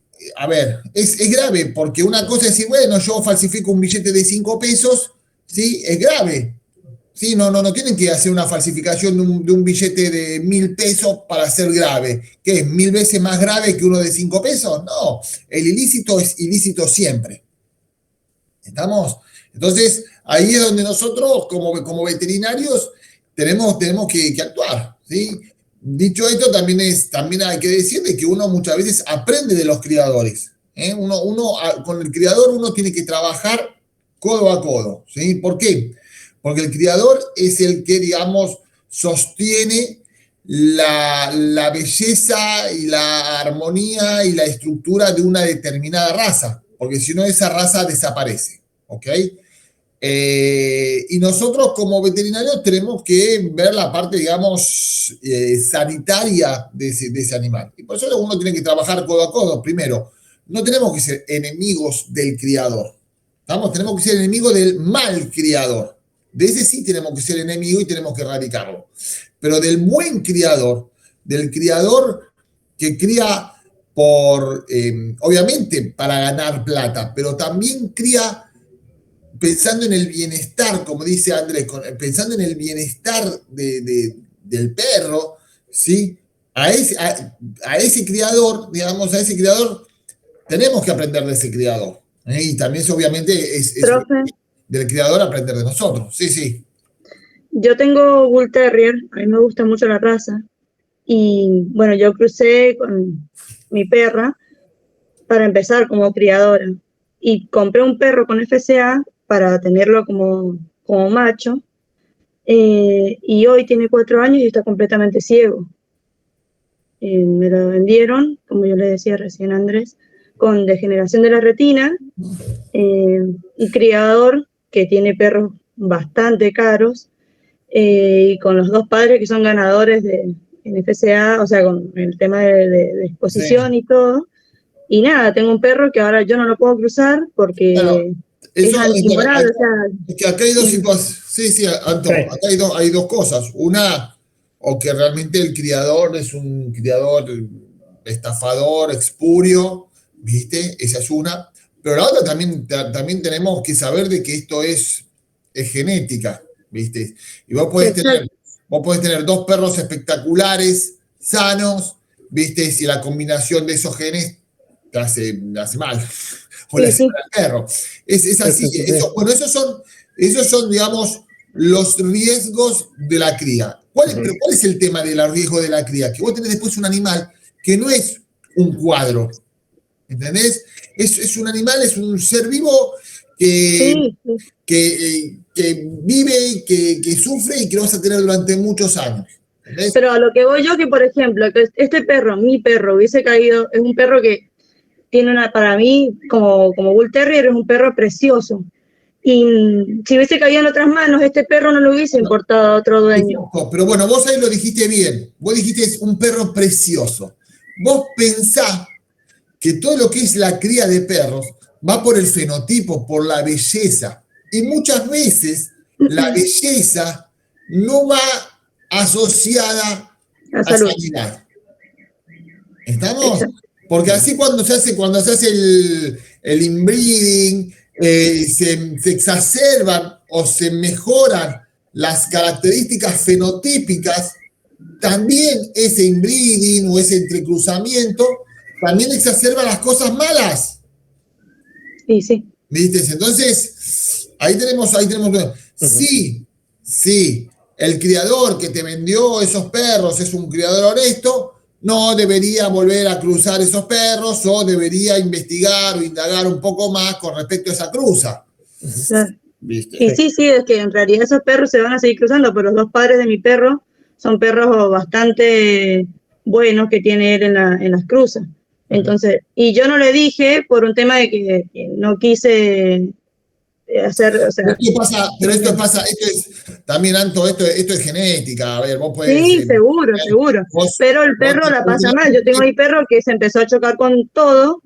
Lo llevé a hacer la electroretinografía y todos los estudios correspondientes y ahí descubrí que se estaba quedando ciego. Pero vos, esto no solamente, pero piense que esto se ve en perros porque en perros se hace una cría y de una hembra salen 4 o 5 cachorros. Pero esto pasa también en seres humanos. En seres humanos, viste que hay parejas que tienen un hijo y que tienen una deficiencia genética. Viste que tiene hemofilia o que tiene alguna otra deficiencia genética. Y esto es así, la genética, ya lo dijo Darwin, es azarosa, es al azar. ¿Viste? Y a veces tenemos problemas genéticos, monogenéticos, donde un solo gen es el responsable. Si no, tenemos la famosa poligenética, ¿no? Donde son pequeños genes que se van juntando y cuando se juntan hacen expresiones fenotípicas de ese genotipo. Es así. Uno si cría, lo que tenemos que hacer es evitar posteriormente esa recruza. ¿Estamos? Sabés que esa cruza de ese macho con esa hembra te va a dar este tipo de cachorros. Bueno, no volver a hacer de nuevo no volver de nuevo a hacer esa cría. Sí, lamentablemente, como tanto la federación como que no controla ni exige a los reproductores, debería, yo creo que esto sí. Es que eso es lo que yo me averigué. En Europa sí se hace todo lo que es el estudio oftalmológico antes de hacer las crías, y acá no. Obviamente que los criadores no se van a gastar eso, aunque no sea tan caro, porque no es tan caro. A mí, no sé si me salió 2.000 pesos una electroretinografía, pero bueno, para todas las perras tal vez es mucho, pero en realidad es para ir haciendo y saber que no vas a tener ese problema después. Que se debería hacer, pero ahí donde, es lo que yo digo, empiezan a priorizar un poco más la parte económica que la parte de salud.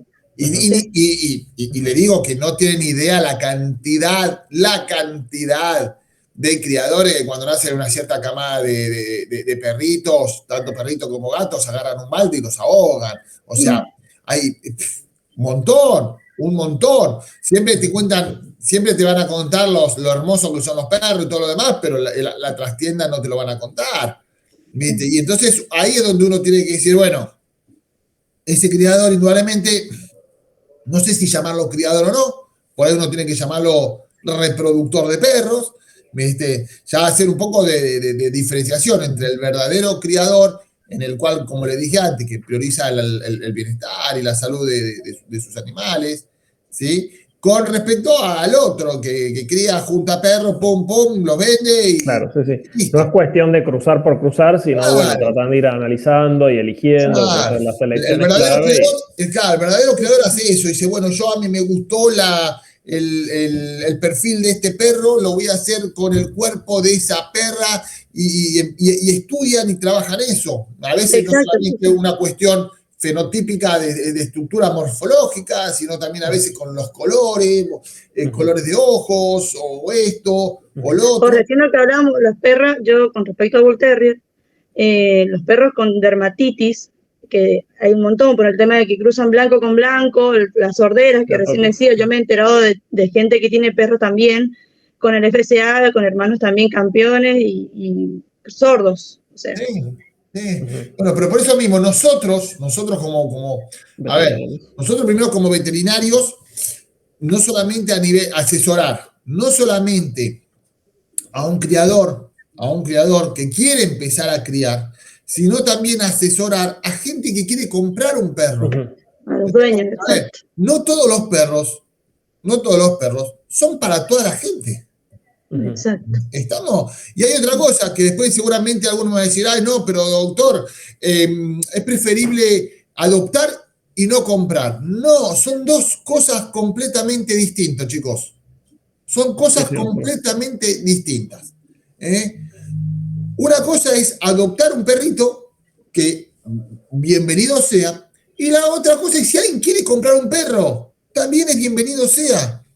No está mal comprar un perro.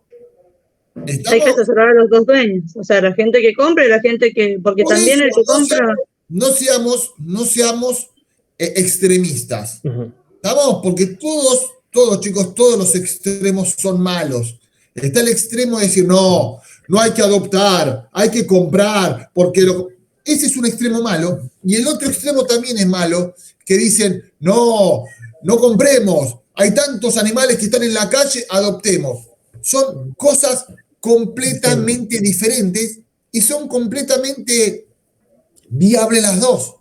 Sí, lo importante es abordar las problemáticas reales, tanto de por qué hay tantos perros para adoptar y bueno, y los que se comercializan, que sean con las condiciones que tienen que tener. O sea, exacto, que se críen bien, con asesoramiento veterinario, con condiciones de higiene, de bienestar animal, como decía recién, no son pollos, son animales domésticos que tienen que después formar parte de una familia. Si se crían en un galpón sin ver a ninguna persona, en un lugar oscuro, todo sucio, asqueroso, y esos pobres cachorros no van a tener un desarrollo cognitivo muy favorable. Si no van a tener vínculo con la madre, hay muchos criadores así que les sacan las perras, les dan mamaderas el día 1 sin necesidad, hay muchos criadores que hacen cesáreas sin necesidad, hay muchos criadores que inseminan sin necesidad. Pero falta muchas veces, Andrés, en complicidad con veterinarios espurios. Sí, por eso. Ojo con eso, Sí, se da. se da, uno tiene que saber qué es lo que pretende y qué es lo que corresponde y tratar de exigir tanto al propietario como al criador y a nosotros mismos como profesionales, o sea, dar lo mejor. Exacto. Acá, Andrés, Agustina pregunta, ¿por qué le pones cuatro vacunas?